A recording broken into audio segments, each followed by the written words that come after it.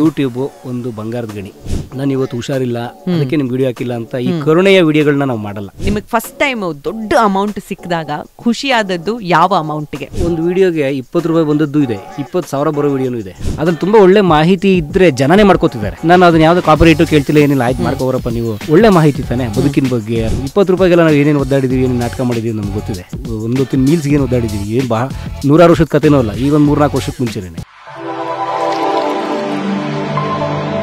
ಏನ್ ಯೋಚನೆ ಮಾಡ್ತಿದ್ದೀರಾ? ಬೇಗ ಬೇಗ ಬೆಲ್ ಐಕನ್ ಕ್ಲಿಕ್ ಮಾಡಿ.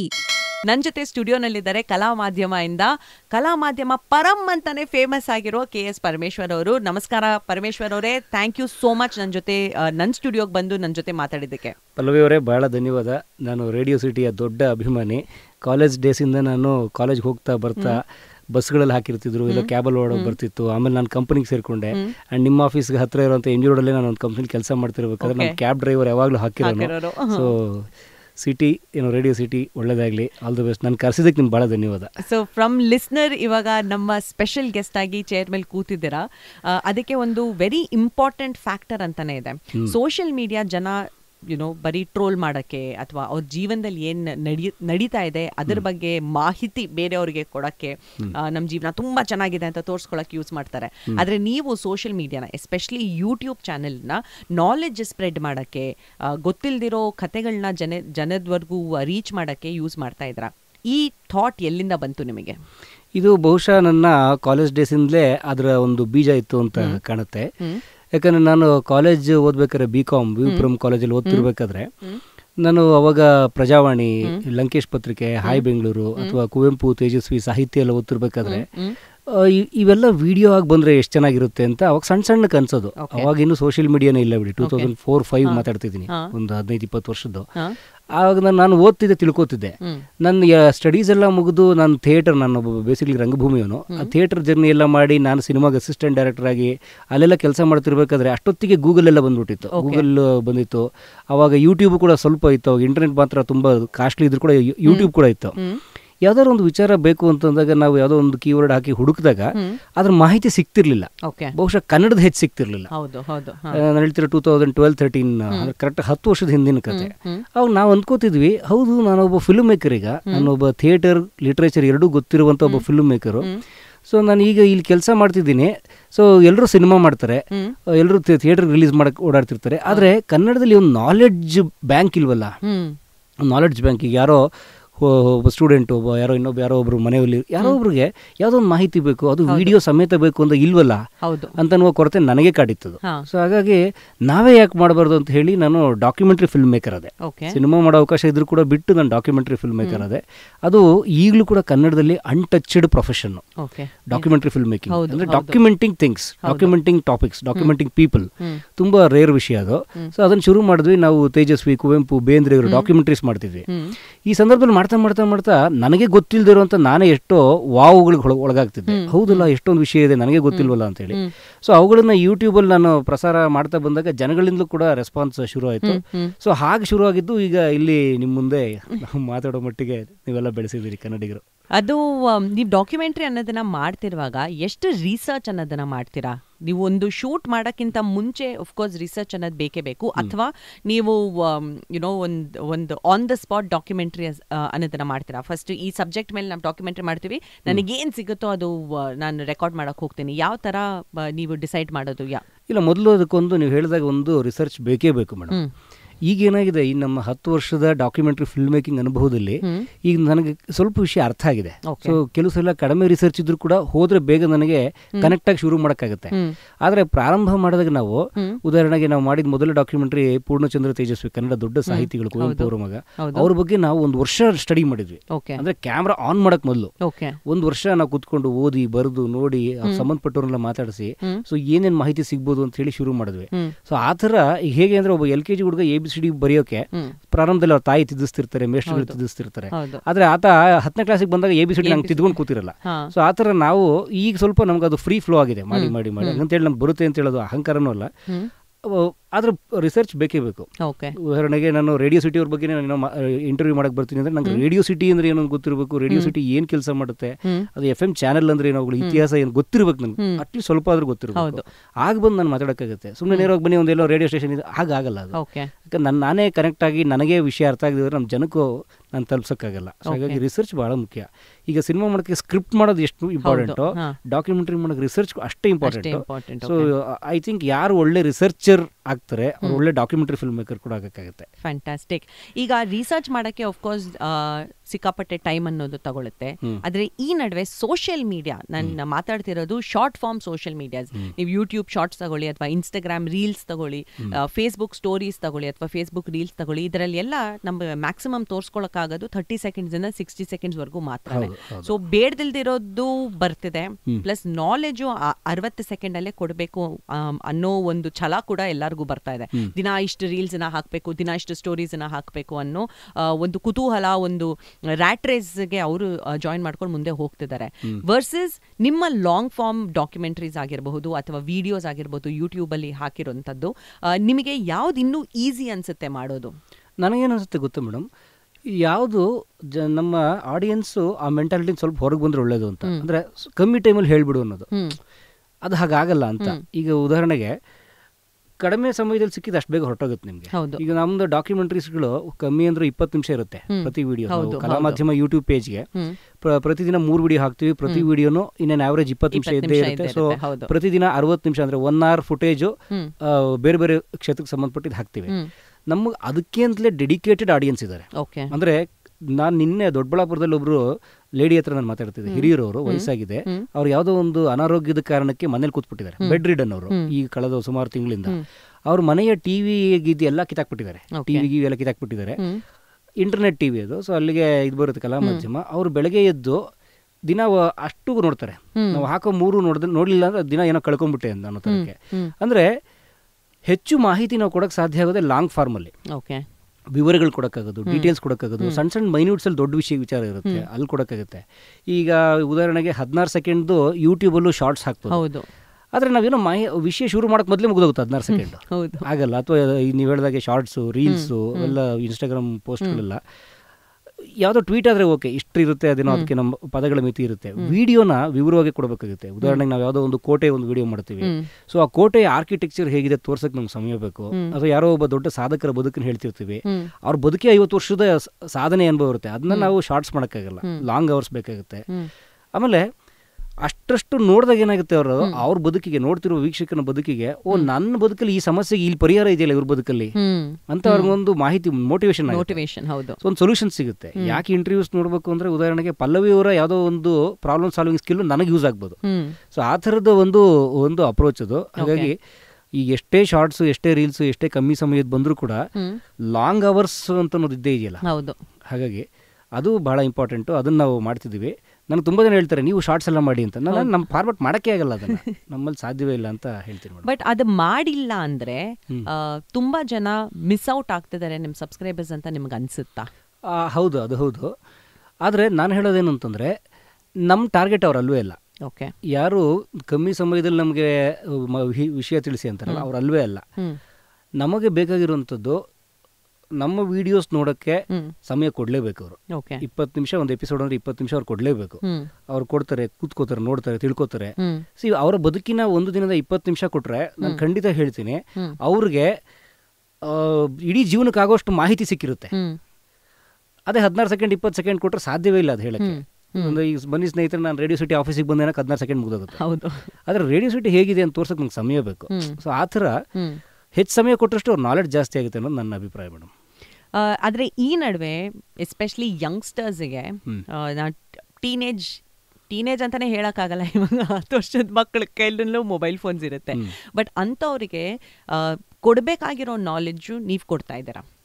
ನಮ್ಮ ಕನ್ನಡ ಸಾಹಿತ್ಯದ ಬಗ್ಗೆ ಆಗಿರಬಹುದು, ಕರ್ನಾಟಕದಲ್ಲಿ ಏನೇನು ನಡೀತಾ ಇದೆ ಅದ್ರ ಬಗ್ಗೆ ಇನ್ಫಾರ್ಮೇಷನ್ ಆಗಿರಬಹುದು, ಕರ್ನಾಟಕದ ಜನರ ಬಗ್ಗೆ ಇನ್ಫಾರ್ಮೇಷನ್ ಆಗಿರಬಹುದು. ಲೈಕ್ ನಾವು ಮಾತಾಡ್ತಾ ಇದ್ವಿ ಈ ಬೆಟ್ಟಿಂಗ್ ಆ್ಯಪ್ಸ್ ಬಗ್ಗೆ.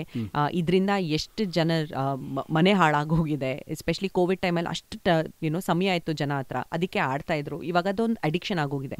ಇದೆಲ್ಲ ಒಂದು ಇನ್ಫಾರ್ಮೇಷನ್ ಅನ್ನೋದು ಮಕ್ಕಳಿಗೆ ಎಸ್ಪೆಷಲಿ ರೀಚ್ ಆಗಲೇಬೇಕು. ಸೊ ಇಂಥವ್ರಿಗೆ ಒಂದು ಅಡಿಕ್ಷನ್ ಆಗೋಗ್ಬಿಟ್ಟಿದೆ ಸೋಷಿಯಲ್ ಮೀಡಿಯಾ.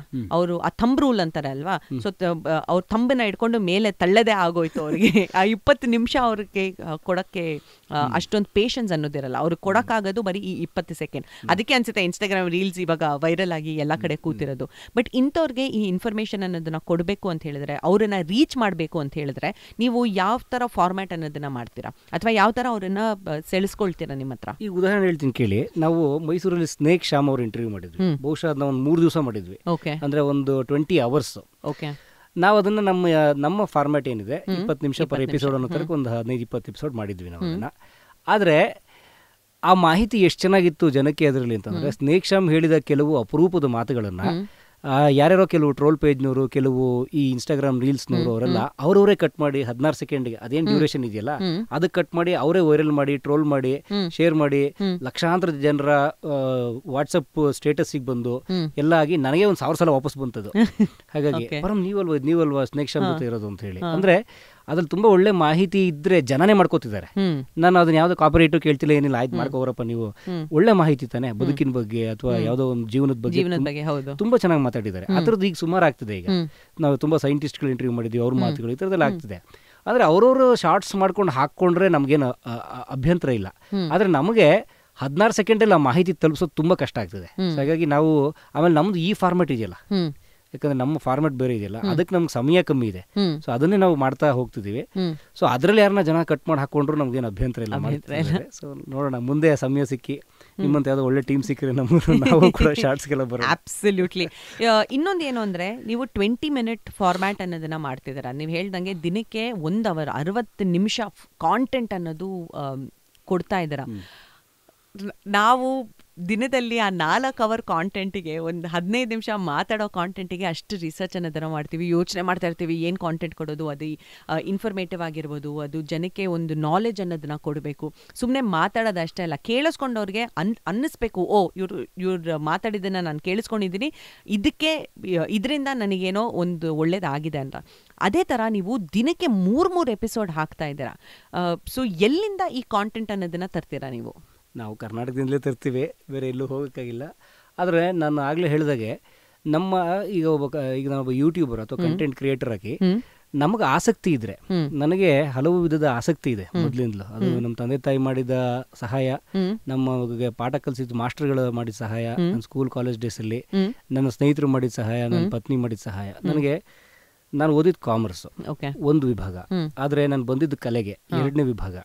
ನನಗೆ ಅದು ಬಿಟ್ಟು ಸಾಹಿತ್ಯದ ಆಸಕ್ತಿ ಇದೆ. ನಾನು ತುಂಬಾ ಸಾಹಿತ್ಯ ಓದ್ತೀನಿ. ನಾನು ರಂಗಭೂಮಿ ಆಸಕ್ತಿ ಇದೆ. ಆಮೇಲೆ ನನಗೆ ಮೊದಲಿಂದಲೂ ನನಗೆ ವಿಜ್ಞಾನ, ಖಗೋಳಶಾಸ್ತ್ರ ಇವೆಲ್ಲವೂ ಆಸಕ್ತಿ, ನನಗೆ. Though I am A commerce student, ನನಗೆ ಇವೆಲ್ಲ ಆಸಕ್ತಿ ಇತ್ತು. ಸೊ ಅದಕ್ಕೆ ಸಂಬಂಧಪಟ್ಟಿದ್ದು ಏನು ಸಿಕ್ಕರೂ ಓದ್ತಿದ್ದೆ. ಆದರೆ ಈಗ ಬಹಳ ಜನಕ್ಕೆ ಓದುವ ಸಮಯ ಏನು ಕಮ್ಮಿ ಆಗಿಲ್ಲ, ಓದ್ತಿಲ್ಲ ಅಷ್ಟೇ ಸಮಯ ಇದೆ. ನಿಮಗೆ ಸಮಯ ಇದೆ ಅಷ್ಟೇ ಅವ್ರಿಗೂ ಇದೆ. ಹಾಗಾಗಿ ಇವನ್ನೆಲ್ಲ ವಿಡಿಯೋ ಮಾಡ್ಬೋದಲ್ಲ ಅಂತ ಅನಿಸ್ತು. ಉದಾಹರಣೆಗೆ ಯಾರೋ ಒಬ್ರು ಸೈಂಟಿಸ್ಟ್ CNR ಅವ್ರಿಗೆ ಅವ್ರ ಸಂದರ್ಶನ ನಾನು ಓದಿದ್ದೆ. ಆ ಥರದ್ದು ಒಬ್ರು ಸೈಂಟಿಸ್ಟ್ ಹುಡ್ಕೋಣ ಅಂತಂದಾಗ ಅಬ್ದುಲ್ ಕಲಾಂ ಅವರ ಒಬ್ರು ಸ್ನೇಹಿತರು ನನಗೆ ಸಿಕ್ಕರು, ಕನ್ನಡಿಗ, ಸತ್ಯ ಸರ್ ಅಂತ ಹೇಳಿ. ಸೊ ಅವ್ರು ಇಂಟರ್ವ್ಯೂ ಮಾಡಿ ಹಾಕಿದಾಗ ತುಂಬಾ ಜನ ಇದನ್ನ ಓದಿ ತಿಳ್ಕೊಳಕ್ ಆಗ್ತಿರ್ಲಿಲ್ಲ, ನೀವು ಮಾಡಿದ್ರೆ ತುಂಬಾ ಸಂತೋಷ, ಒಳ್ಳೆ ಬದುಕಿವ್ರದು ಹೇಗೆ ಅಂತ.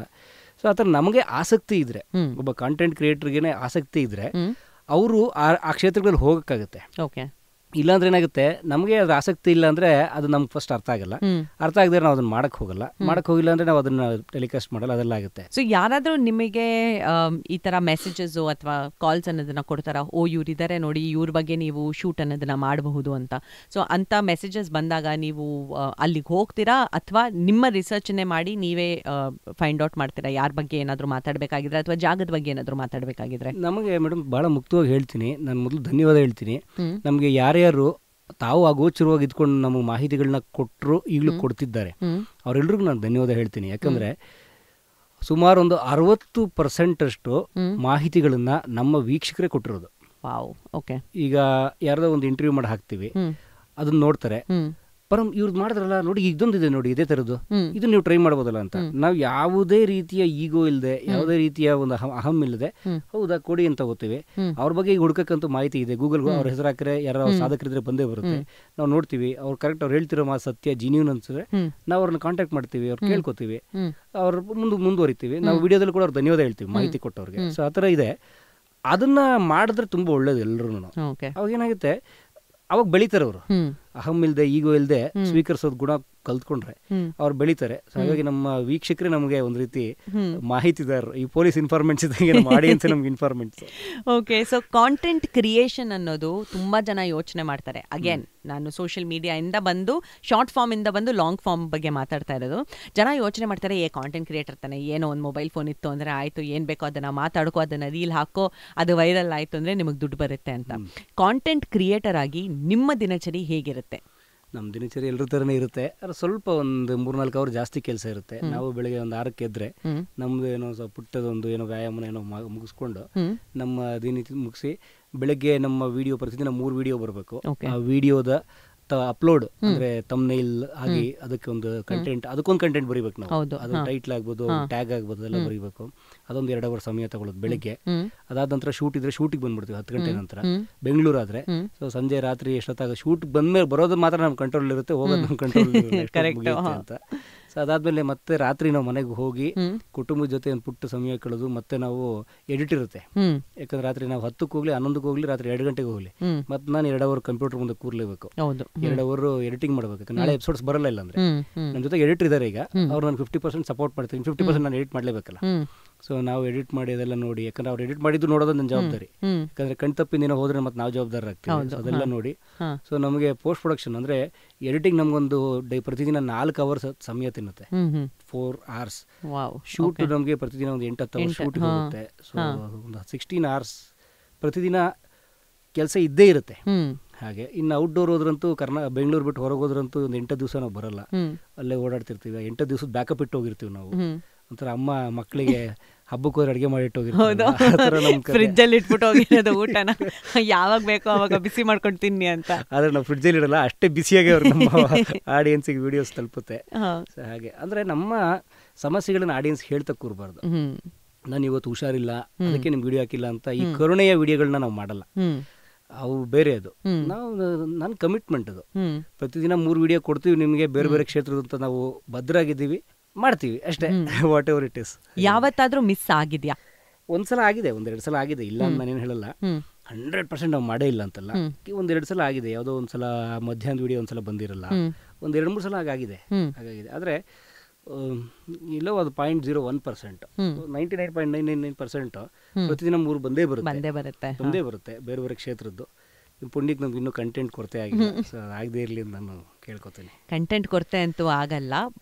ತುಂಬ ಇಂಪಾರ್ಟೆಂಟ್ ಆಗಿರೋ ಪ್ರಶ್ನೆ ಎಷ್ಟೊಂದು ಜನ ಕೇಳೋದು ಒಂದೇ, ಕರ್ನಾಟಕದ ಬಗ್ಗೆ ಬೇರೆಯವರಿಗೆ ಮಾಹಿತಿ ತಿಳಿಸ್ಬೇಕಾಗಿದ್ರೆ ಭಾಷೆ ಅನ್ನೋದು ಒಂದು ಹಿಂಡ್ರೆನ್ಸ್ ಅಂತ ಹೇಳಬಹುದು.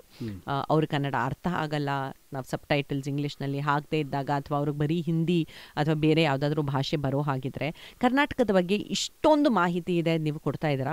ಯಾವತ್ತಾದ್ರೂ ನಿಮಗೆ ಹಾಗೆ ಅನಿಸಿದ್ಯಾ ಭಾಷೆಯಿಂದ ಏನಾದರೂ ಪ್ರಾಬ್ಲಮ್ ಆಗಬಹುದು ಅಂತ? ನನ್ನ ಭಾಷೆನ ಅಲ್ಲ, ಕನ್ನಡ ಭಾಷೆನಲ್ಲಿ ನಾವು ಕನ್ನಡದಲ್ಲಿ ಏನಾದರೂ ವಿಡಿಯೋಸನ್ನ ಮಾಡಿ ಅದರ ಬಗ್ಗೆ ಹೇಳಿದಾಗ ಬೇರೆಯವರು, ನಾನು ನಮ್ಮ ಕರ್ನಾಟಕದ ಬಗ್ಗೆ ಹೇಳ್ತಿಲ್ಲ, ಬೇರೆ ರಾಜ್ಯದವರು ಈ ವಿಡಿಯೋನ ನೋಡಿ ಇಷ್ಟಪಡಬಹುದು, ಆದರೆ ಅವ್ರಿಗೆ ಭಾಷೆ ಅರ್ಥ ಆಗದೆ ಇರಬಹುದು. ಅಂಥ ಟೈಮಲ್ಲಿ ಸಬ್ಸ್ಕ್ರೈಬರ್ಸ್ ಬರದೇ ಇರಬಹುದು. ಫಾರ್ ಎಕ್ಸಾಂಪಲ್, ಅವ್ರಿಗೆ ವಿಡಿಯೋ ಇಷ್ಟ ಆದ್ರೂ ಸಬ್ಸ್ಕ್ರೈಬರ್ಸ್ ಬರದೇ ಇದ್ದಾಗ ಭಾಷೆ ಯಾವತ್ತಾದ್ರೂ ಒಂದು ಇಶ್ಯೂ ಆಗಿದೆಯಾ ನಿಮಗೆ? ಇದುವರೆಗೂ ಕನ್ನಡ ನಾವು ಇದುವರೆಗೂ ಮಾಡಿರೋದೇ ಕನ್ನಡ ವೀಕ್ಷಕರಿಗೆ ಅಂತಲೇ ಹೇಳಿ. ಆದರೆ ಕನ್ನಡ ಬಿಟ್ಟು ಕನ್ನಡದವ್ರಿಗಂತೂ ಏನೂ ಸಮಸ್ಯೆ ಆಗಿಲ್ಲ. ಅದು ಉತ್ತರ ಕರ್ನಾಟಕದ ಭಾಷೆ ಅಂತ ಮೈಸೂರಿನವ್ರು ಏನು ಅನ್ನಲ್ಲ, ಅಥವಾ ಮೈಸೂರು ಭಾಷೆ ಅಂತ ಉತ್ತರ ಕರ್ನಾಟಕದವ್ರಿಗೆ ಏನು ಭಾಷೆ ಅಂತೂ ಅರ್ಥ ಆಗೇ ಆಗುತ್ತೆ. ಆದರೆ ನಾವು ಇದುವರೆಗೂ ಕನ್ನಡ ಆಡಿಯನ್ಸ್ ಬಿಟ್ಟು ಬೇರೆ ಯಾರ ಬಗ್ಗೆನೂ ಯಾರ ಆಡಿಯನ್ಸ್ ಟಾರ್ಗೆಟು ನಾವು ಮಾಡಿಲ್ಲ. ಆದರೆ ಒಂದಂತೂ ಸತ್ಯ, ಈಗ ನಾವು ಮಾಡಿರೋ ಆಲ್ಮೋಸ್ಟ್ ಆಲ್ ವಿಡಿಯೋಸ್ಗೆ ನಾವೇನಾದ್ರು ಇಂಗ್ಲೀಷ್ ಸಬ್ ಟೈಟಲ್ ಮಾಡಿದ್ದೇ ಆದರೆ ಈಗ ನಮ್ಮ ಸಬ್ಸ್ಕ್ರೈಬರ್ ಸಂಖ್ಯೆ ಅದರ 3 ಆಗೋದ್ರ ಅನುಮಾನ ಇಲ್ಲ. ಯಾಕಂದರೆ ನೀವು ಹೇಳಿದಾಗೆ ನಾವು KGF ಇದೆಯಲ್ಲ, ನಮ್ಮ ಕೋಲಾರ ಗೋಲ್ಡ್ ಫೀಲ್ಡ್ಸ್, ಅದರ ರಿಯಲ್ KGF ಹೇಗಿದೆ ಅದೆಲ್ಲ ನಾವು ಮಾಡಿದ್ವಿ. ಒಂದು 11 ಎಪಿಸೋಡ್. ಅದರಲ್ಲಿ ಒಂದು ವಿಡಿಯೋಗೆ ಟ್ರಯಲ್ಗೆ ಈಗ ಸಬ್ ಟೈಟಲ್ ಕಾಸ್ಟ್ಲಿ ಅದು ಮಾಡೋಕ್ಕೆ, ನನಗೆ ಇನ್ನೂ ಸರಿ ಟೀಮ್ ಸಿಕ್ಕಿಲ್ಲ, ಬಟ್ ಮಾಡೋಕೆ ನಮ್ಮ ಅನಿಸಿದೆ. ಅದಕ್ಕೆ ಉದಾಹರಣೆ ಕೊಡ್ತೀನಿ.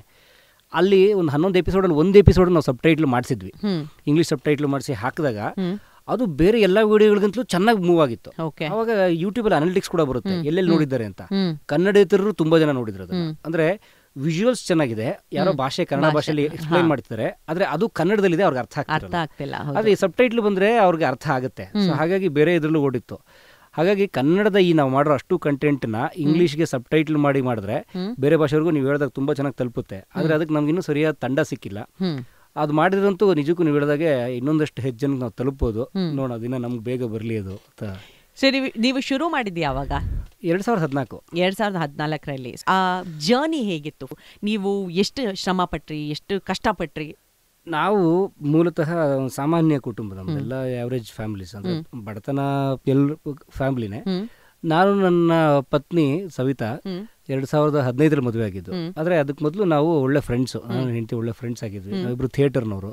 ಹೀಗೆ ನಾವು ನಾಟಕ ಅಥವಾ ಸಿನಿಮಾ ಡಾಕ್ಯುಮೆಂಟ್ರಿ ಅಂತ ಮಾಡ್ಕೊಂಡು ಓಡ್ತಿರ್ಬೇಕಾದ್ರೆ ನಾವು ಇದನ್ನ ಏನೋ ಡಾಕ್ಯುಮೆಂಟ್ರೀಸ್ ಮಾಡಿದ್ವಿ, ಇದನ್ನ ಹಾಕಕ್ಕೆ ಎಲ್ಲಿ ಹಾಕೋದು ಅಂತ ನಾವು ಯೋಚನೆ ಮಾಡಿದ್ವಿ. ಯಾಕಂದ್ರೆ ನಾವು ಮಾಡೋ ಡಾಕ್ಯುಮೆಂಟ್ರಿ ಇನ್ನೊಬ್ಬ ಯಾರೋ ನೋಡಬೇಕು ಅಂದ್ರೆ ನಾವು ಅವಾಗ ಸಿಡಿಲ್ ಕಳಿಸ್ಬೇಕಿತ್ತು. ಬೇಡ ಒಂದು ಲಿಂಕ್ ತರ ಕಳಿಸ್ಬೋದು, ಯೂಟ್ಯೂಬ್ ಇದೆಯಲ್ಲ ಅಂದ್ಬಿಟ್ಟು ಅವಾಗ ಕ್ರಿಯೇಟ್ ಮಾಡಿದ್ದು. ಆಗ ನನಗೂ ಕಲ್ಪನೆ ಇಲ್ಲ, ನನ್ನ ವೈಫ್ಗೂ ಕಲ್ಪನೆ ಇಲ್ಲ ಇದು ಒಂದು ಯೂಟ್ಯೂಬ್ ಚಾನಲ್ ಆಗಿ ಬೆಳೆಯುತ್ತೆ ಅಂತ. ಆ ಯೂಟ್ಯೂಬ್ ಚಾನಲ್ ಏನಂತಲೇ ನಮ್ಗೆ ಗೊತ್ತಿರಲಿಲ್ಲ. ಫಸ್ಟ್ ಆಫ್ ಆಲ್ ನಮ್ಮ ವರ್ಕ್ನ ಯಾರಿಗಾರು ತೋರ್ಸೋಕ್ಕೋಸ್ಕರ, ಲಿಂಕ್ ಶೇರ್ ಮಾಡೋಕ್ಕೋಸ್ಕರ ಮಾಡಿದ್ದು ಕಲಾಮಾಧ್ಯಮ ಪೇಜು 2014ರಲ್ಲಿ, 9 ವರ್ಷದ ಹಿಂದೆ. ಆನಂತರ ನಿಧಾನವಾಗಿ ನಾವು ನಮ್ಮ ಡಾಕ್ಯುಮೆಂಟ್ರೀಸ್ ಮಾಡಿ ನಮ್ಮ ಡಾಕ್ಯುಮೆಂಟ್ರಿಗಳಿಗೆ ಮಾಡಿದ ಸಂದರ್ಶನಗಳನ್ನ ಅನ್ಎಡಿಟೆಡ್ ಅದ್ರಲ್ಲಿ ಹಾಕ್ತಿದ್ವಿ. ನಿಧಾನವಾಗಿ 2 ಜನ 3 ಜನ 5 ಜನ ಈಗೆಲ್ಲ ನೋಡ್ತಿದ್ರು. ಅವಾಗ ನಾವು ಥಿಯೇಟರ್ ಮತ್ತೆ ಡಾಕ್ಯುಮೆಂಟ್ರಿ ಫಿಲ್ಮ್ ಮೇಕಿಂಗ್ ಅಲ್ಲಿ ಬಿಸಿ ಇದ್ವಿ. ನಾವು ಯೂಟ್ಯೂಬ್ ಚಾನಲ್ ಬಗ್ಗೆ ತುಂಬಾ ವರಿ ಮಾಡಿಲ್ಲ, ನಾವು ಬೇರೆ ನಾವು ಬಿಸಿ ಇದ್ವಿ. ಆಗ ಬರ್ತಾ 2015 ಮದುವೆ ಆಯ್ತು, ನಮ್ಮ ಲೈಫ್ ಬೇರೆ ಆಗ್ತಾ ಬಂತು, ನಮ್ಗೆ ನಮ್ಮ ಮಗ ಹುಟ್ಟದ. ಹೀಗೆಲ್ಲ ಬರ್ತಾ ಇದ್ದಾಗ 2020ರಲ್ಲಿ ನಮ್ಗೊಂದು ದೊಡ್ಡ ಹೊಡೆತ, ಎಲ್ರಿಗೂ ಐ ಥಿಂಕ್ ಇಡೀ ಜಗತ್ತಿಗೆ ಹೊಡೆತ ಕೋವಿಡ್ ಬಂದ್ಬಿಡ್ತು. ಕೋವಿಡ್ ಬಂದಾಗ ಬಹುಶಃ ಅನೇಕರಿಗೆ ಆದಂಥ ದಿಗ್ಭ್ರಮೆ ನಮಗೂ ಆಗಿತ್ತು. ಯಾಕಂದ್ರೆ ನಮ್ಗಂತೂ ಯಾವುದೋ ಜಾಬು ಇರಲಿಲ್ಲ. ಅನೇಕರು ಅವಾಗ ಪೇಪರ್ಲಿ ಬರೋದು ನೋಡಿ ನಮ್ಗೆ ಅರ್ಧ ಸಂಬಳ ಕೊಡ್ತಾರಂತೆ ಕಂಪ್ನಿಯವ್ರು, ಹಾಗೆ ಹೀಗೆ ಅಂತೆಲ್ಲ ಪೇಪರ್ಲಿ ಬಂದಾಗ ತುಂಬಾ ಜನ ಉದ್ಯೋಗಿಗಳು ಅಯ್ಯೋ ನಮ್ಗೆ ಅರ್ಧ ಸಂಬಳ ಟೆನ್ಷನ್ ಆಗ್ತಿರು. ನಾನು ನಿಂತಿ ಅಂತ ಇದು ನಮ್ಗೆ ಅದು ಇಲ್ವಲ್ಲ ಅಂತ. ಯಾಕಂದ್ರೆ ನಾವು ಯಾವಾಗ್ಲೂ ಅದೇ ಅಲ್ವಾ, ನಮ್ಗೆ ಅದು ಇಲ್ವಲ್ಲ ಅಂತ. ಯಾಕಂದ್ರೆ ಅವಾಗ ನಾಟಕ, ನಾವು ರಂಗಭೂಮಿಯವರು ನಾಟಕ ಬಂದು, ಸಿನಿಮಾ ಬಂದು, ಡಾಕ್ಯುಮೆಂಟ್ರಿ ಬಂದು, ಓಡಾಡೋದೇ ಬಂದಲ್ಲ. ಸೊ ಏನ್ ಮಾಡೋದು, ನಮ್ಗೊಂದು ಪುಟ್ಟ ನಾವು ಸೇವಿಂಗ್ಸ್ ಅಂತ ಯಾವತ್ತು ಮಾಡಿದವರೆಲ್ಲ ಅವಾಗ ಏನಿಲ್ವಲ್ಲ, ನಾವು ಏನ್ ಮಾಡೋದು ಅಂತ ಯೋಚನೆ ಮಾಡ್ತಿದ್ದಾಗ ಎಲ್ಲ ದಾರಿಗಳು ಬಂದಾಗಿತ್ತು. ಆಗ ನಮ್ಮ ಕಣ್ಣಿಗೆ ಬಿದ್ದಿದೆ ಈ ಕಲಾಮಾಧ್ಯಮ ಯೂಟ್ಯೂಬ್ ಪೇಜ್. ನಮ್ಮ ಸ್ನೇಹಿತರು ಹನುಮಂತ್ ರೆಡ್ಡಿ ಅಂತ, ಅವರು IT ಪ್ರೊಫೆಷನಲ್, ನಾನು ಅವ್ರಿಗೆ ಥ್ಯಾಂಕ್ಸ್ ಹೇಳ್ತೀನಿ. ಅವರು ನನಗೊಂದಿನ ಸಿಕ್ಕು, ಸರ್ ನೀವು ಯಾಕೆ ಟೆನ್ಷನ್ ಆಗ್ತೀರಾ, ನಿಮ್ದು ಕಲಾಮಾಧ್ಯಮ ಪೇಜ್ ಇದೆ, ಅದ್ರದ್ದು ಪಾಸ್ವರ್ಡ್ ಕೊಡಿ ಇಲ್ಲಿ ಅಂದ್ರು. ನಾನು ಆಯ್ತು ತಗೊಳ್ಳಿ ಅಂದ್ಕೊಟ್ಟೆ. ಇವತ್ತು ಪಾಸ್ವರ್ಡ್ ಕೇಳಿದ್ರೆ ಬಹುಶಃ ನಾನು ಕೊಡಲ್ಲ ನಿಮಗೆ. ಅವ್ರು ಕೇಳಿದಾಗ ಏನಾಗ ಯಾರ್ದೇನೋ ಬೇಕು ತಗೊಳ್ಳಿ ಅಂತ ಕೊಟ್ಟಿದೆ.